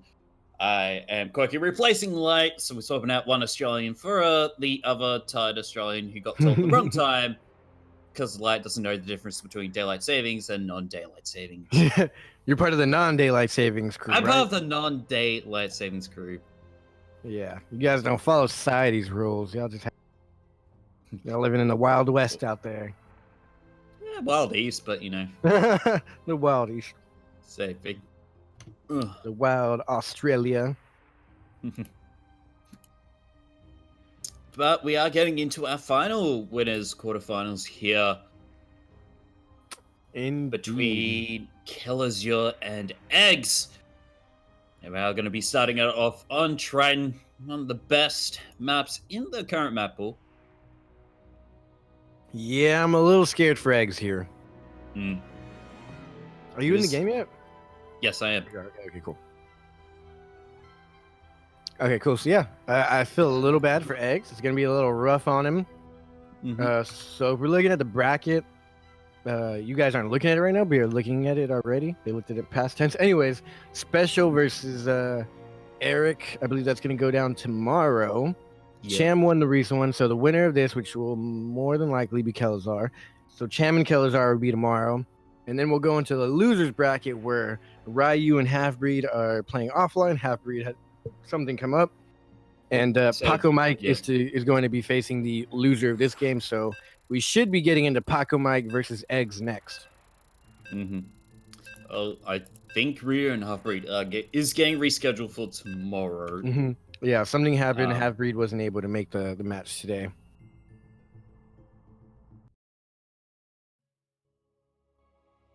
But luckily, the organizers and all that are nice enough to let them play another day. Yeah. It'll be tomorrow, same time, of course. 6 a.m. Wait, no, 7 a.m. KST, 8 a.m. Australian instead. 4 p.m. my time. I think I'm like Central Time or something like that. 4 p.m. US time. But anyway, we are getting ready to go on to Triton LE for our first map of the series. And spawning in the top left, the Blue Zerg representing Alpha X. This is X. Eggs indeed. And in the bottom right-hand corner, you're looking in the main base of the Red Terran. And he is from Brazil. I'm not too familiar with the clan or his team. Team Traya, but he goes by the name of Kelazar, favored to come out second place in this tournament. Try again. Liquid PD does not have a team for him. Maybe he's just in a clan for fun. Maybe he doesn't have an official team. Kuro will probably give us that info. She probably already gave it to us. I gotta go check with Kuro. Oh, she didn't say. But either way, she probably will know and let me know soon. Kuro knows everything. Now we are getting into TBZ. Lot has changed since the current patch. Pretty much, we now have. Interesting. Yeah. Eggs. So Kelso has now got the option to go into a more bio-style play or a mech style. Yeah, mech's coming back. We were talking about this in the first. Well, like the first game that we saw was Special versus Ryu, which was a Terran versus Zerg. So I'm interested to see the difference in play between Kelazar and Special here. Yeah, see where they have deviated. Because of course, taking a step back from the competitive scene a bit as he is going to university and getting a better education for himself. Yeah, that's something we were talking about as well. Kelazar is focusing on studies right now, and maybe since it's the holidays right now, he's had time to sit at home and practice. Able to get his builds in order, see what's been happening with the patches. Yeah, at least he didn't have to live through the Night Swarm host era. Oh god. Yeah. Well, we just saw Night Swarm host from Cham and it worked. against the Protoss last game. Yeah. But, listen, United Swarm Host isn't the best anymore versus Terran. yeah, it can still work, especially if Yeah, the there's always target exceptions. back, can work a bit, but looks like Chelsea is going for that 1-1-1 into the Hellion play. Then we'll have the option of whether he wants to go into mech or bio. And now with the late game with TVZ, we have been seeing before Lib starting to take over as a prime example of what the late game for a Terran is, especially against Brood Lords Yeah, in that definitely. later game. Thors and Brew Lords are just a whole new game altogether. No infested Terran, that's a whole new game. Ugh. Hydras are now and Lurkers are viable against Terran again. Yeah, so it's almost... I mean, Roach Hydra's always been kind of popular, but now like Lurkers are popular again. Yeah, that's what you get when you get a range upgrade. Yeah. Become popular again. Yeah. But actually, same with Thors. Thors got the range upgraded, and so did the Lurkers. Well, Lurkers got like a downgrade with the possible higher upgrade. I don't think... Did Plus get that range upgrade? I thought they just got the attack speed change. Is it? Did they didn't get an upgrade? Oh no, it was actually the Brood Lords that got a lower range. Right, yeah. Attack A move, yeah, range. Yeah. Yeah. But interesting to be working to note here is Kelsa's going for a concussive shell's timing. So it's going for that Marauder time with the concussive shells. This must be real popular right now. We also saw into the Special do Hellbats, this. Yeah. We saw Special do this earlier where he went in with Hellbats and then he even dropped down the Marauders mid-engagement. Oh, geez. Oh, no, Vortex! Uh-oh. Kelzar revealing that he was going 2-2-1-4-1-4-1-4. Of course, the most popular Terran build, the 2-2-1. Yeah. 4-1.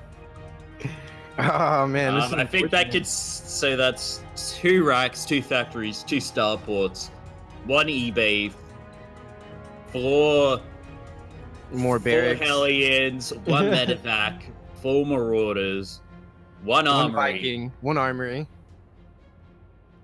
and then 4 SCVs and 4 SCVs, and 1 player. F's in the chat for Vortex. Indeed. Well, they can't stop the game in remake now, so yeah. Hopefully Vortex wasn't the main streamer for the cast. I'm not sure where Vortex is. He on the Spanish stream? I think he's the admin, isn't he? I think so, right? Yeah, he is admin, so that's a little more unfortunate. Well, now the armory is done. Vikings are going to land to help with the DPS as well. Good defense set up here, though, Hellbats. but Hellbats are tough. And he's going to drop in the Marauders, and they're not going to be too late. And they're going to slow down all the queens. Banelings morphing. Those Banelings won't finish. No, they won't. Lings trying to get the high ground. 1-2 are going to finish right in the face of them.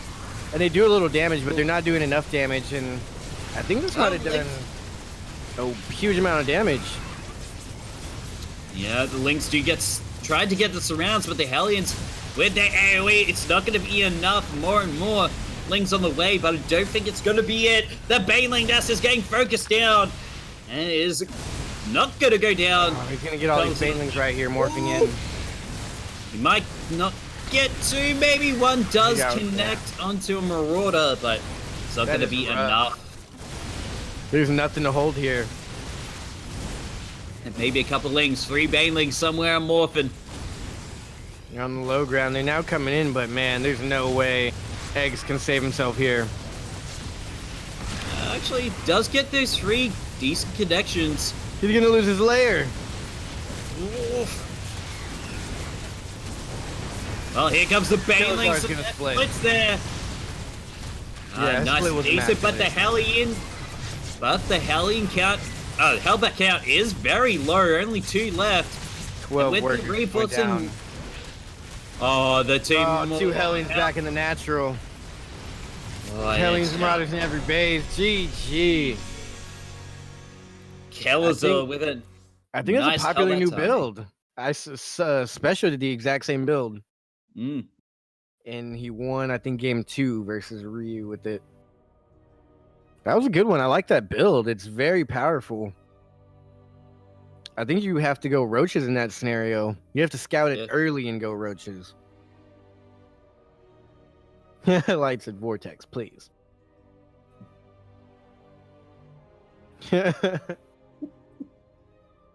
All right. That's hilarious. Game 2. This is going to be on Zen. That, to be honest, not one of the most popular maps in the map pool. Yeah, I think it might be the most hated in the map pool. Yes, I don't mind playing on it. Then again, I am only diamond. Yeah, same. And I'm a Zerg, so having a lot of open areas is usually good. Mm-hmm.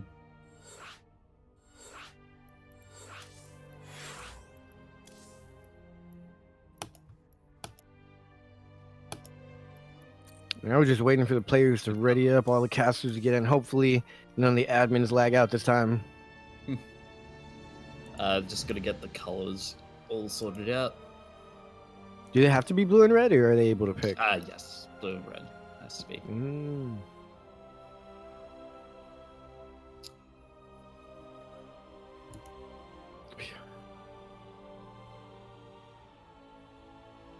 Kelazar has to be red. I think he wants to be green for his flag.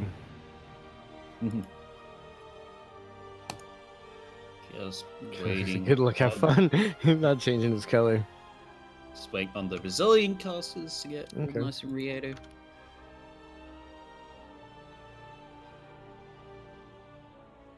Yeah, so far that was a good first match. I like that that push that he did.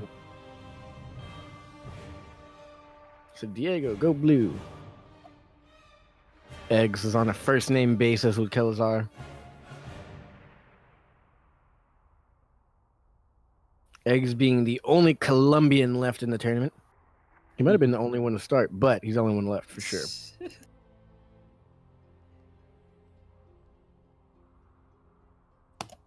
I don't think Kelazar wants to go blue. I don't think Kelazar. Alright. Colors are all sorted down. He went blue eventually.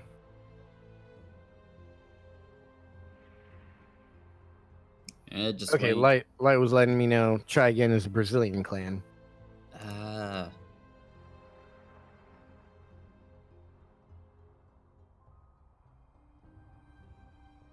Kelazar is definitely the best player out of Brazil.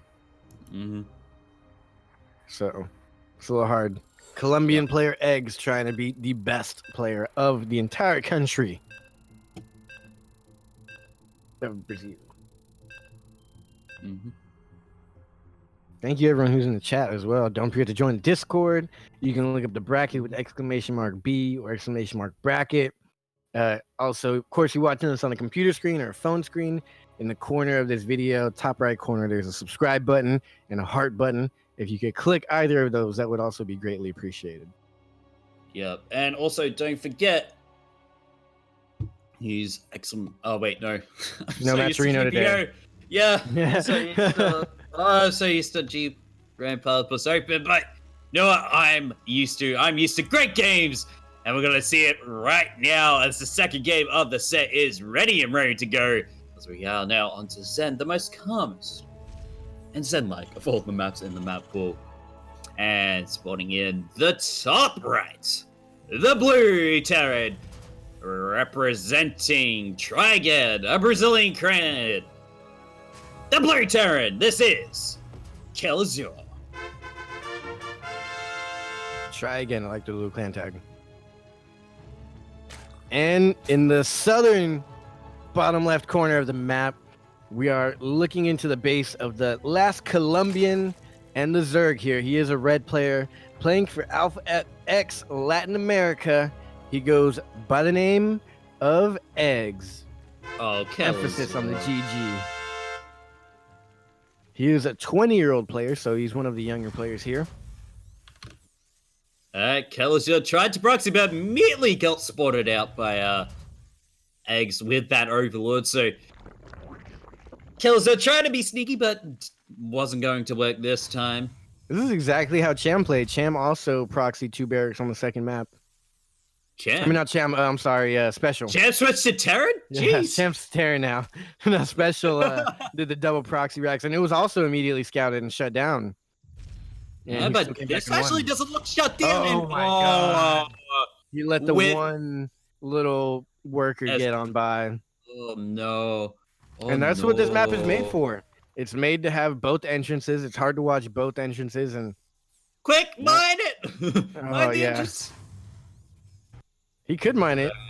Oh god. The bunker is already going to be up. And with that one, getting microed. Spine crawlers are going to get set up. Spine crawlers are too close. Lost 1 worker. Lost 2 workers. Not too close to that. Oh, he's got to pull all the workers are going to get pulled here. Doesn't actually get the surround. But might able to stop the second bucket, but no, with the Marines getting into that second first bucket's one. Going down. Easy. And now... He's even getting the factory at home already. There's nothing Kelazar can do right now. Yeah. Okay, 1 spine crawler gets up, does get cancelled. The other one is going to get pulled around. Second one burrowing down. Ooh, they're going for this one. They got out of the bunker just to take down the second one. Yeah, only got up to about half health, but with these 3 SCVs repairing, he needs to actually focus the Marines when they come out. Yeah.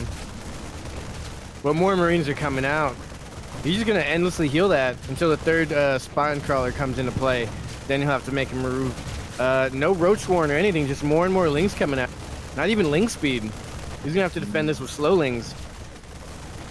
I think he has to sacrifice his natural. He's got to go in now with all of his units and try and get us around. A little bit extra DPS. Even pulling workers to get rid of that. That does seem to be working. Oh. Fire, but the repairs are coming through. The repair. They just get back in with the repair. Okay, they finally got it. 1 spine crawler also going down. I think. I don't know what's going on here. He's still making more Marines. I think eventually he'll be able to hold off Eggs from getting a nice economy going. And by the time he does, he's already getting his factory and his air. So whatever the follow-up is here should be able to finish it here with the starport. So he's going into those Hellions now.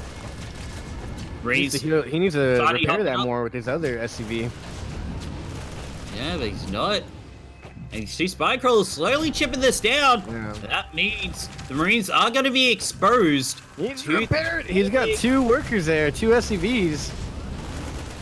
I don't think he's too worried about it. Yeah. He knows he's there he done goes. enough. Now he's got 2 workers on it. That's all I wanted. Put the 2 workers on it. Thank you, sir. Thank you, Mr. Kelazar. And now here comes the now he's going to salvage it and go for the push. Now that his reinforcements have showed up. Oh, not defending the ramp. The Lings are there. The drone's getting pulled from the main. Going straight in. This 1 spine crawler is going to go down. All the Lings pretty much evaporating. But 1 Hellion does go down. The Queen is out now. More Zerglings on the way. The Queen getting exposed. The Queen was derping. It wasn't even getting an attack in there. But it looks like it might barely be held here for Eggs. Kelazar still has a great worker lead, great army supply. You can even drop this Viking down for added damage. Drop the Viking, do it, my man. There it goes. He needs to micro that. Yeah. And 2 more Hellions getting into the natural. It is 11 workers to 25. That is exactly how you want to be sitting as a rusher Terran. Even a second base went down for Kelazar in the mix of all that. Oversaturated in his natural. Getting everything he needs here. GG, Kelazar takes game 1. Yeah, poor Eggs. He had a rough start in that one. He pulled his units too far. His workers. He should Yeah. have gone to try and block that first structure from going down. Mm. The bunker. Oh, Kelso now on match point. Well, that was game number 2, right? Yeah, he did. He Yep. did do the nice push in the first one. Thought that was game number 1. Now that was game number 2. So now he's on match point 2-0. Good. Yep, everyone already here. on the way. Kuro's here. Krupp is here. English is ready. Beat you to it. God damn it. So, have your holidays been, Quirky? Done anything fun? Any celebrating at all? I mean, I have been busy covering Chinese League of Legends all holiday season. Oh, Chinese League of Legends. How's that? Yeah, it's actually quite great. Bit tiresome. Oh, I bet. I'm sure they have more tournaments than StarCraft.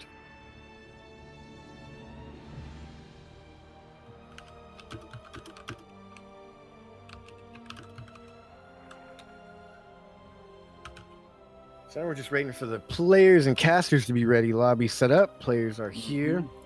Map is going to be Simulacrum. LE or Simulacrum? I think it's Simulacrum. Simulacrum. Simulacrum. Simulac rum. As Yeah. Jack decided to make it. It's a simulation that lacks rum. Oh no, it's rum you give to baby pirates. Oh, Simulacrum. That's a good one. Baby Yeah. pirate. It's a Baby powder. It's baby pirate powder food. It's a baby pirate formula. It's powdered rum formula for baby. Baby It is pirates. exactly what it is. Baby pirate formula powder with rum. Oh, actually, oh my god. We expand on that. Holy crap.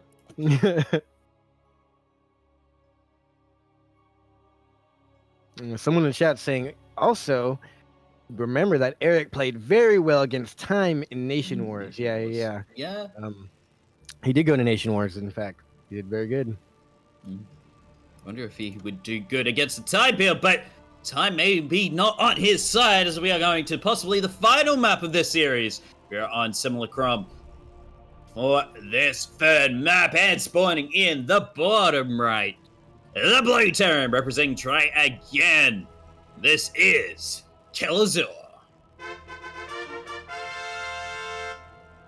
And now we take you to the top left-hand corner of the map, looking inside of the main base of the Red Zerg playing for Alpha X Latin America. He goes by the name of Eggs. Hailing from Colombia, young 20-year-old putting on for his country. He's the last one left out of Colombia. And interesting, a low ground wall off with a double Rex. So Double I'm going to Rex, be. I think it might be Reaper memes. Yep, Unless he has that's gas. If he has exactly gas. what I'm feeling. I think we actually saw this gas on this same map last time we casted. Maybe it was Kelzar. I don't remember who it was, but someone definitely on this map did Reaper memes. Reaper memes. Yeah. Yeah, it's actually 3 racks because there's one on that. Yep, that's top exactly what he. bunker Maybe it as was well. the same matchup. Maybe it was Kelzar, and when we casted last. I It was don't the think I same was there thing. for that day. You weren't on that day. What day did you No. cast with me? It's the Mondays. Monday my time, Sunday your time. Yeah, Sunday my time. Yeah. Yeah. That's a lot of lings. That's a 1-base ling all in. Yeah, he. With speed. So Oh, nice. What's he going for here? where's the bathing nest? Where's the bathing nest? actually No about to go gas, for a no second. gas. Okay, he's Is that expanding. He's gonna be sad to find out there's 2 barracks there, blocking off the wall, and a bunch of Reapers coming out. He does get Well. link speed. Oh, there's not enough surface area here. Yeah. And that one Reaper that was out, he's gonna Gotta get go back home. just harassed by this one ling. Yeah, Yeah. and there's nothing. Link Eggs speed's can about to really finish do. though, so he should be able to get more surface area. I don't know what he could do here. Dolly can at least surround this one Reaper. That was If an you get expensive Reaper surround. He just invested all his economy into getting one surround. Hey, one What's less the army follow-up unit he here? has to deal. Kelazar's just going for Roaches. eggs. He's going for workers now. Roach net. Yeah, Roach. And that's exactly what he's doing. Yep. Roaches would definitely be good against this Getting map. second gas, yeah, Reaper. so he's just gonna have to try and go for a big roach push. Yeah, or just has to hold on long enough to get that number of roaches out. Yeah. Skeletor is just going to keep on making Reapers. Now the And good thing is the Reapers aren't on the other side of the map doing damage Yeah. or scouting, or now they're gonna outrun the Lings. I Oh! think. He Oh, almost I thought he was surrounded going to them get all. this round. Yeah, That would have been a good surround. Kelazar's too good for that. He would have dropped his grenades, and like that's the Yeah. one thing. Like you think you get a surround, and then they place like 2 or 3 perfect grenades that just moves all the Lings out the way, and they just continue on their merry way. But this is good. Just, He's getting out 6 roaches right now, and that should be out any second now. Yeah, Kelazar should know now. It's like, oh crap, there's nothing here. Is he No going Vaseline or saturation. roaches? He's like, there's no saturation here. It's either going to be a Bane bust or roaches are on the way. Yeah, and he hasn't checked that main base with a He scan. just puts down the Bunker. bunker, yeah. He's like, I'm not going to risk it. Oh. Bunker, more gates coming up, and of course, more Reapers. Mhm. Well, if Bucket is up, can't go. Yep, there's the Ravagers. Yeah, he's getting the Ravagers. But- He needs to bow down the wall, but at the same time, The Reapers are so mobile. mm-hmm. And with only, I think, is there even a queen in that main base, Kuro? Oh, There man. it is. There's one queen. A single queen here to save the entire mineral. Oh, this is bad. Those are all. Oh, That's his oh no. They're all gonna die. Kelazar with the Oh, no outplay. defense at all. Not a Oh, single but thing look at home. that. Look at the natural. The wall is down. If Kelazar, but he can destroy all It's a base the. trade. You can't base trade a Terran. He's gonna destroy all the workers and then come home with all of his Reapers. The Reapers are a lot. Here they go heading back, and they are microable. If he can get some workers to survive this, he should be able to win. Kelazar, that is. Good corrosive bile, taking out a bunch of workers. Eggs already lost all his workers. Kelazar has to lose all his workers here as well. He only has 2 workers left. Is not even mining at the moment. But here comes the Yeah. Reapers. Nice dodge of the biles there. Great, bouncing them around. Can Kelazar Reaper hang count. on? Where's the surroundings coming in? But nice micro here. Another grenade. Oh, the Lings aren't able to catch up, and they're getting taken out nasty. And I think Kelazar is going to be able to hold here. He still has a good amount of workers, and they will be able to continue mining. Even dropping down some of those mules, the yellow money machines. I don't think he's going to be able to stop this. No, and you can pull the workers as well forward, out with yeah. the DPS. That's And I think this is gonna be it.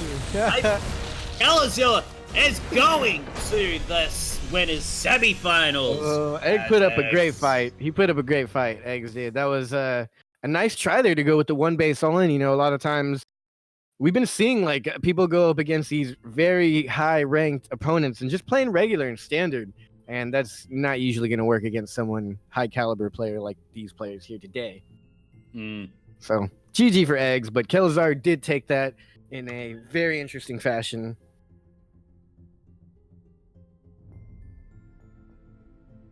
Yeah, well, looks like Eggs will have a second chance to move on. He will be facing Paco Mike in our next series for the lower bracket. Yes, indeed. Round 1. So Yeah, so we had to reschedule for tomorrow. It won't even be casted tomorrow. It will be off cast. Or what is it? Ryu versus Half Breed. It's not going to be casted tomorrow. So unfortunately, you guys are going to miss that. But we'll have the results for you tomorrow come game time.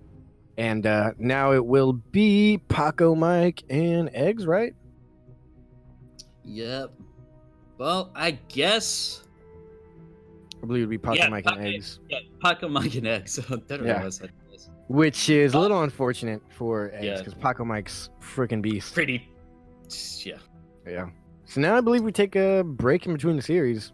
Yes, we do. We're going to take a 7-minute break because that is what we do here at Copa America.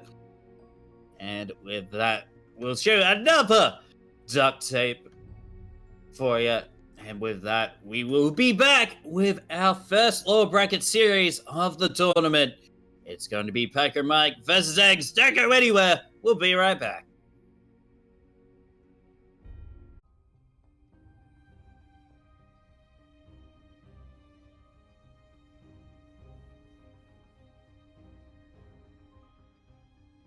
What is up, everybody, and welcome back.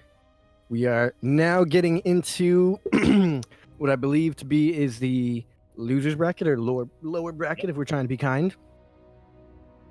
Yeah. But have they started a lobby yet? I haven't even checked. Okay, they haven't. No, they haven't started a lobby yet. I think they're still doing the break for a bit. Yeah. But other than that, we are, as you said, going into the losers bracket now. It's going to be our final series of this. It's going to be a best of 3. It's going to be between Paco Mike, the Protoss, the only Protoss in this playoffs, and Eggs as well, the only Colombian left in the tournament as well. And also, it's going to be an Alpha X team kill, because when would it not be a CranKy broadcast without an Alpha X team kill somewhere in the mix? During one of our broadcasts. But then that it's PVC, so we saw a bit of what Paco Mike could do in that matchup. Unfortunately, he did face against Cham, who just unfortunately who is Cham? In case you didn't know, Cham is Cham. Yeah. Cham is Cham, so Cham did Cham things and won. Cham chammed it up. Yeah. Just chamming around. Mm-hmm. He's the shaman, if you will. Shaman. But I think we are just waiting for whatchamacallit? Vito's to finish up. Oh yeah, they have a little break. I think they're still having their break on the Spanish and Brazilian Portuguese. Yeah. So is this the last series of the day since Ryu Yes. and Half? It will be. Yeah, it will be our last series of the day. Of course, if you're wanting more Copa America action, we will be back tomorrow, same time, 4 p.m. CST, 5 p.m. Eastern Standard Time, US, and what's it for? 3 p.m. Pacific Standard Time, or 7 a.m. KST, 8 a.m. AEST lights, and 9 a.m. AEDT for you Australians. And I'm sure Kura will tell me what time it is in Europe. Stream, we do apologize. Stream's losing a little bit of steam here and there. It's back. Yeah, it's back, but we do apologize if it comes and goes. But nonetheless, Paco Mike and Eggs going at it right now. I do expect Paco Mike to come out of this winner, but Eggs actually is pretty good. He did have to play Kelazar, so that was not an easy game to win.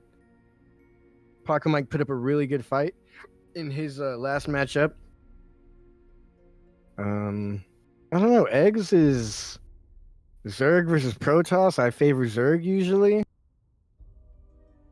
so I'm not too sure how this one's gonna go. Ooh. Well, I guess we'll have to see. We're just gonna be waiting for lobbies to be set up. Blame the Twitch servers. Go Ball starts at 11 p.m. CET. Kiro's just updating us, making sure. Nice. Yeah. So appreciate all you guys here watching. Don't forget to hit the little heart button and the subscribe button. It helps Ring that us bell tremendously. Yeah. Ring the bell. Do all the good stuff. If you guys enjoy the cast, because we will be bringing you more StarCraft all weekend long. I know you guys are probably at home.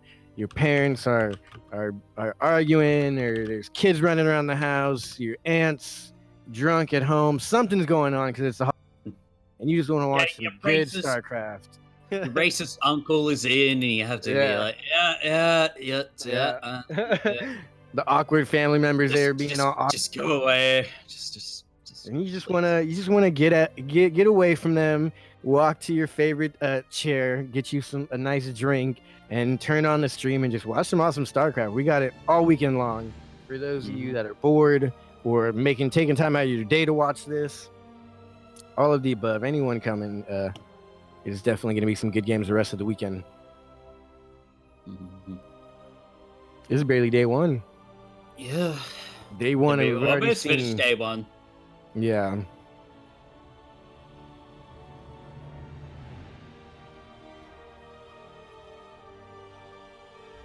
And Light is informing us that WESG Latin America is also a thing that we will be most likely casting. But it is going to be in February. In February. Cool. First time I'm hearing about it. But yeah, across WSG taking place in a couple of months. Pretty much most of the qualifiers have been done. I think Latin America is one of the last qualifiers to be done, as well as the APAC plan. What's up with this lobby? Taking a while to make the lobby, but nonetheless, yeah, won't be till February. It is going to be WSG Latin America. Right, so first is going to be Ephemeron.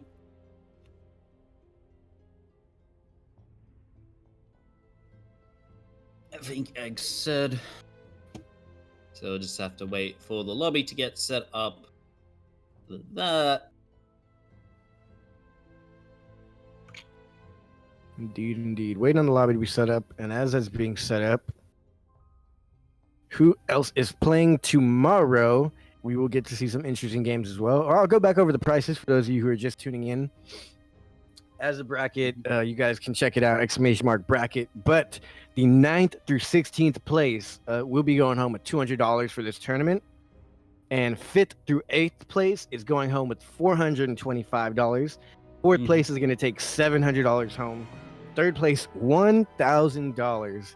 2nd place is double that, taking home $2,000. And 1st place is going to go home with the biggest prize of them all, $3,000. So I wonder what Juanito is going to do with those $3,000. And I wonder what Kelazar is going to do with his $2,000. 3rd and 4th place, though, is kind of up for anyone, I believe. Those spots are available, I do believe. Normally, as we've seen in the past couple of seasons, Special takes first, Kelazar second, and then it usually goes to Cham as 3rd place and Eric is 4th. Maybe an upset will come out of this. Who knows? But it does to be seen. All right, we got a lobby. We're going to Triton first, Matt. We're going to Ephemeral for a second one. Alrighty. Don't forget to join the Discord. It's there in the chat. Yeah, ! Discord. Indeed.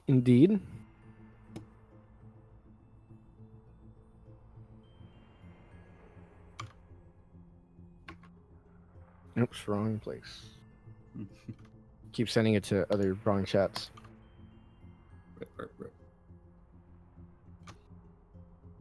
Alrighty, we are ready as the English broadcasters. Just have to wait for everybody else to get in here.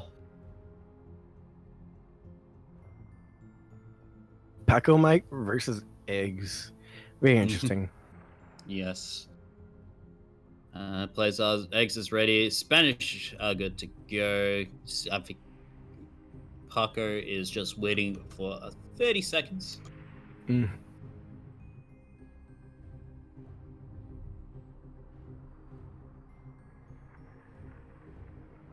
Waiting on the Spanish cast, I believe.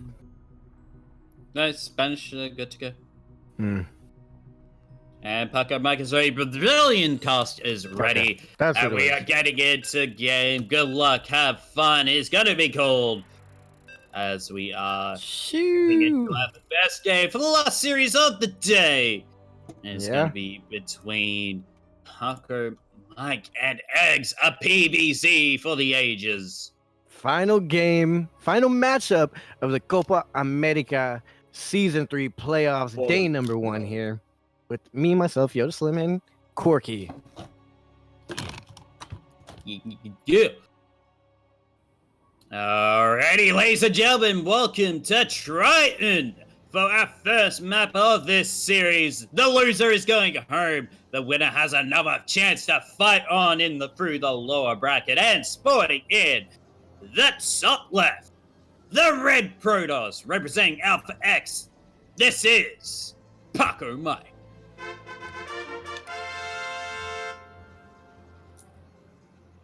And the opponent spawning in the bottom right-hand corner with the blue Zerg pieces. This is the furthest he's ever made it into the tournament. He's fighting for everything he can right now. All he has to do here is beat his teammate, playing for Alpha X, representing Colombia. He goes by the name of Eggs. Now, I don't know how this affects the players, but it is guaranteed to be a team kill here. Alpha X versus Alpha X. I don't know if these players compete against each other a lot or even practice together. They might be in the same clan and never speak a word to each other. But more than likely, if you're in the same clan, you've probably seen each other around and played each other a couple times. Yeah. I know Alpha X has plenty of Alpha X in-house tournaments in which they've both played. Indeed, 12 full coming out. Ooh. And Paco Mike has seen this. What is his response going to be? It's going to be that wall off as this probe is going to die. Does delay the Zerglings a bit, so can allow the wall to get out and the Zealot. I don't really like that choice. I feel like he should have just left one Ling behind. Wait. What? That's a drone. That's a drone pull. But look what else he's pulling with that army. What is going on here? Pulling up, boys. Eggs is really going to pull this against Paco Mike in game number 1? Yeah. What? He's like, I want this This is what I've always wanted to see, but I really am scared now. Like, if this doesn't work, you're not sitting in a great position, you know? What's the strat here? Is he going to just take everything out? He's going to go he needs to get surround. Yep. Okay, for the pylons. Trying to get surround. The second Zealot is out. The probe's getting pulled, and the weapon advantage is in favor of Paco. He's going to be able to get one of those. The second pylon is what really matters here. Supply block. Paco, but that Adept is going to be out. More Zerglings are on the way here. Oh, gosh. He's not going to be able to hold if he doesn't stay up. Once that Adept comes out, it's going to be a tough hold now. Yeah. Oh, I don't think Eggs had the right idea, but he's not going to be able to hold it. No way. More Zerglings on the way here. What is he going to do? Walk his workers back home and continue to play? Is that the strat here? Yeah, I think that's the strat. Oh, God. Doesn't even have a second base. How does this work? This doesn't work. No, it doesn't. This is game. This is pretty much game. Sure, you got one pylon, possibly some workers. Let's look at the Ian Sloss tab. He didn't have game height on. Both players actually losing 2 workers, but 6 Lings for Eggs and a pylon for Paco Mike. 23 workers to 11. He can just keep on making Adepts, and it's just gonna... Yeah, I don't see how this comes out good for Eggs at all. This is unfortunate. He's not even mining. Ooh. He's not mining with them. He just moved him, or, right-clicked, command moved him. He's mining nothing. He should be able to see that noticeably, but I think he's just going for a lot of legs. Yeah, that's a lot of legs. He's getting a lot of workers. He can depower the bottom structure if he goes for... If he can go for the second base, he needs to go for both pylons, I think. Maybe he could get both. That'd be great, but... Yeah. 3 Adepts and 2 Zealots. That's not the army you want to face as a... He's gotta get a surround and stop the shield battery from going up. Oh, does get surround onto the Zealots. But the Adepts are free fighting into the back line, shading up onto the high ground to give themselves an advantage. More and more workers going down. Workers getting pulled to try and give more surface area, and that shield battery almost getting up. Eggs is just now starting to mine again. And a Stargate as well. He's got no leg in this fight. That was unfortunate. He's not making any more workers, he's just making Lings, getting Ling speed. Oh man, if Ling Speed can finish, he might have a chance, but I think by that time it'll be far too late. Paco Mike has the defense already.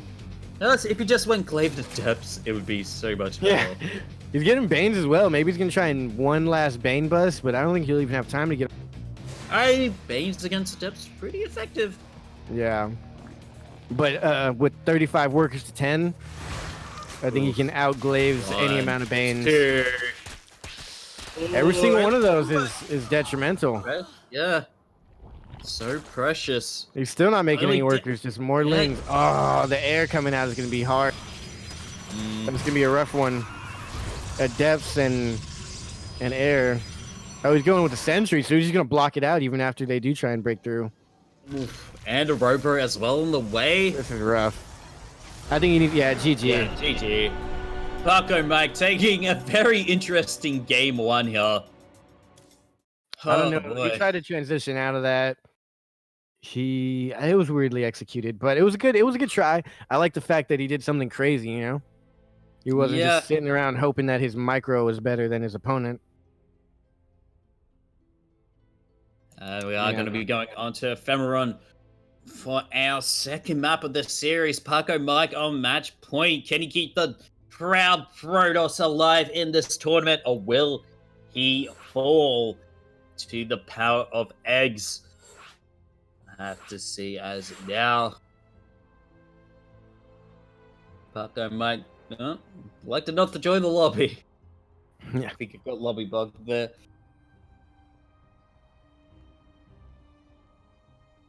Nah, he's back. Yeah, unfortunately, Paco Mike is a heavily favored player in this matchup, and Eggs is going to try and pull something off. Hopefully he can. He tried something ballsy in game 1. I don't know what more you could try here. Paco Mike is not doing a lot.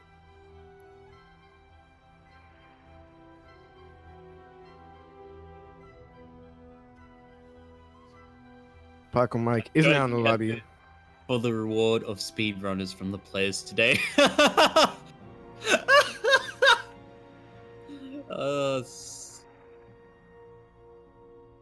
XD English people array. English broadcast array.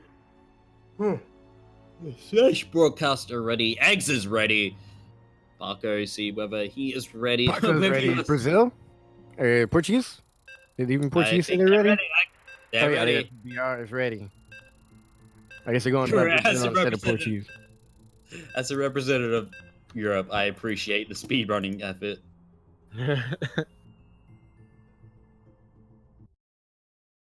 Oh man, here we are. What is Eggs gonna pull off on Ephemeron? More favorable towards Zerg, I think, just because that third base is a little close by. It's not too far away. All right, ladies and gentlemen, welcome to Ephemeron for what may be our last map of the night. As we are getting ready to introduce this player to spawning in the top left, the red Protoss representing Alpha X, and on match point to stay alive, this is Paco Mike.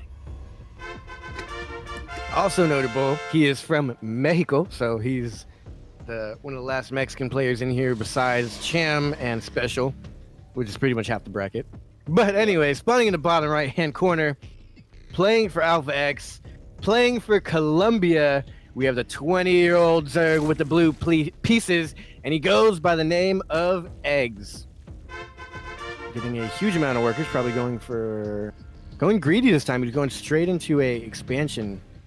A little bit of weird play there because his drone did have minerals in its hands, or feelers, whatever.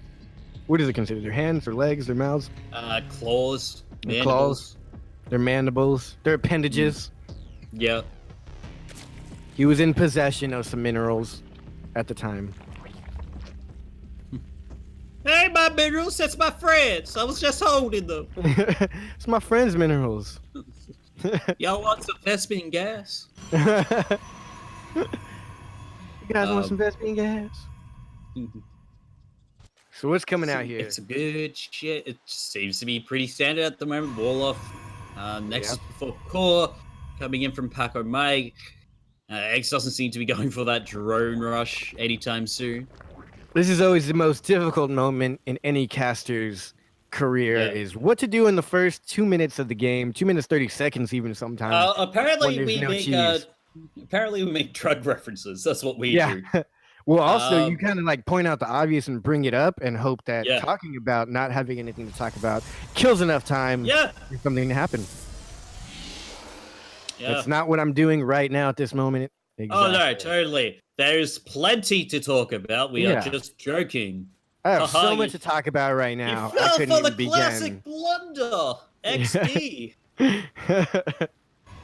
There's going to be the 4 links coming out, and it's going to be early Twilight Council here. From Paco Mike, so maybe going to be seeing some quick adepts. As the first adept is out and about. Going to be the Stalker coming in. Oh, nice deny on that third there by the probe. Oh, throwing down the pylon as well. Going to cancel it. Yeah. Good delay tactics there from Paco. As now the adept is going to come in. Try to shave off some lings. Give the queen a bit of a love tap. Now, Eggs and Paco Mike, I do believe they face each other in Sentimiento Latino, which is the biggest Latin American tournament. But if you placed in WCS, I believe you can't play. So there's a lot of ineligible players like Cham and Special. But it is open to the rest. So these guys do face each other pretty often. Mm-hmm. And immediately, actually, Eggs is getting those spore crawlers. So he thinks it's a Stargate. He's read this wrong. He's going to be glaive to depths. Oh no, he's getting the spore crawlers down and no roaches. He's getting another queen going up to layer. Getting some more lings. He has got ling speeds. Yeah. Make sure you know what you're looking at there, Eggs. This would be a hard way to go out, just lack of scouting. Yep. And it happens to the best of us. He sees another gate going down, but he doesn't see the 4 gates going down in Paco Mike. Okay, there's a ling going across to that third spot. I thought that was a very fast overlord there for a second, but overlord speed, but now going for the scout, but Stalker is there. Overlord's not gonna make it. He sees the double gas, maybe. Lings need to come in and do some poking around here. Well, he will see the resonating glaives once they finish up in a couple of seconds. Yeah. Is he actually paying attention? I don't think he is. But now he should see the amount of he sees them. He's going Hydra Den right and Banelings. Not the worst decision. Not the worst. If he can get Banelings out and defend, he should be able to get Hydras and Lurkers. But I think it's going to be a bit too late here. We got 22 links coming up. That might be just enough. Get the surround. Queen count out. He has 3 queens. That's not a lot of queens. He's got to get a nice surround on all of these adepts as they shade. Yep. Getting surrounded. Try to do as much damage as they can. Oh, shade gonna be finished. Away. Up into the natural, but workers did get pulled. Out of Eggs. Another shade into the main, splitting up the forces of Eggs. The shade in the main. He's going straight for the workers in the corner. 1, 2 more workers, 3 more workers are going down. There's just leaks. No, you're pulling the workers back, but there's no focus by here. That was a great hold by Eggs, I think. Yeah, and does actually manage to pick off the rest of the adepts with these lings, and now possibly might go for the Bane bust. But look at that amount of still making more and more adepts. He's gonna go for the third base now. On the other end, Eggs does have his third base secure, but Paco Mike has more workers. Look at 17 Banes, 1 little ling derping around. More Banes. No Bane speed, but he got a boat ton of Banes there. I don't know what no! The counter shade. Is this a base trade? Oh, that was a waste of Banes. Oh God, what's he gonna be here? Okay, he takes that out. Go for the mineral with the Banes. Go for the mineral line. Yes, go for it. Yeah, that's what he's doing. Recalling. No more Cybercore. No more Adepts. Oh, so many Adepts. He's not going to be able to take them all out. Wow, this is a huge army from Paco Mike here. Yeah. Pretty even as well. More lings, and Eggs decided to drone up instead of making more army units. Oh god, 9 more drones. I mean, he does need to catch up in workers, but at the same time, he has to defend this huge push coming. Good, Mike. He might even get a supply blocked if these overlords go down. It's not really that much yet, yeah. With the sentries. With 7 sentries, though, they do some damage. Yeah. Counterattack. Ling run by will be able to take out this third base if he doesn't bring everything home. This looks like this is going to be the last big engagement. Spine's trying to finish up. They will not finish. Not even a cancel on the Spine. A few banelings here left. Wall off, stopping all this. And I don't know if Eggs can hold here. The force fields are money. As now. Warp Prism morphing in. Gonna be overpowering this third base. That third base of Paco Mike also getting traded out. So 3 Hydras now coming up. We haven't seen Hydras in this game yet, even though it was made in the beginning. All these workers are gonna go down. Now I don't know what the strategy is here. Army supply is heavily in favor of Paco Mike. Actually, supply overall is double in favor of Paco Mike. That might be the game decider here. Oh, Banelings haven't finished morphing. The drones are going to get pulled. GG is going to be called. Paco Mike keeps the Protoss alive in this tournament. There's still 1 Protoss left from Mexico.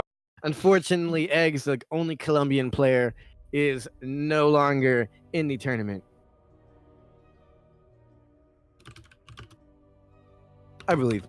I think so. That takes him out of the game, right? There's no second losers bracket for today or tomorrow. At this point, if you guys do want to look it up on Wikipedia, look up Copa America.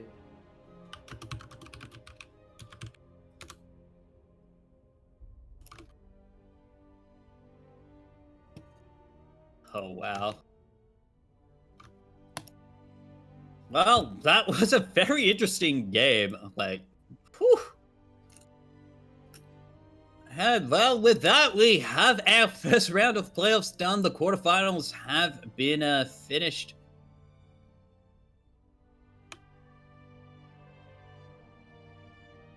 But it looks like Paco Mike is going to be going through face off the loser.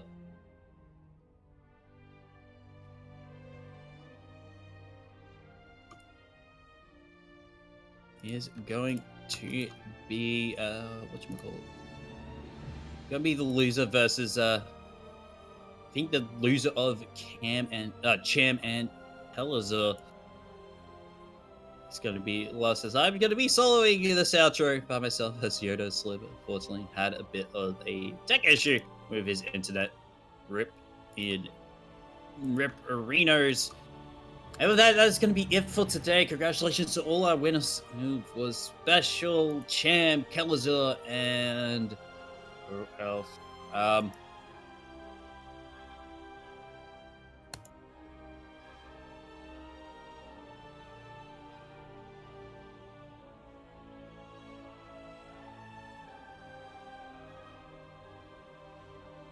But anyway, with that, we will say a farewell adieu. And don't forget to join us tomorrow for the second round of playoffs for Copa America.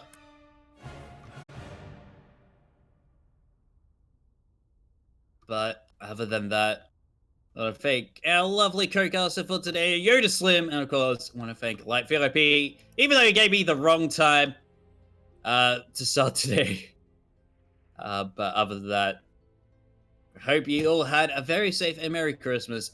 And I hope you have a Happy New Year as we enjoy ourselves for Season 3 of Copa America 2019. We will be back tomorrow, and we'll see you then.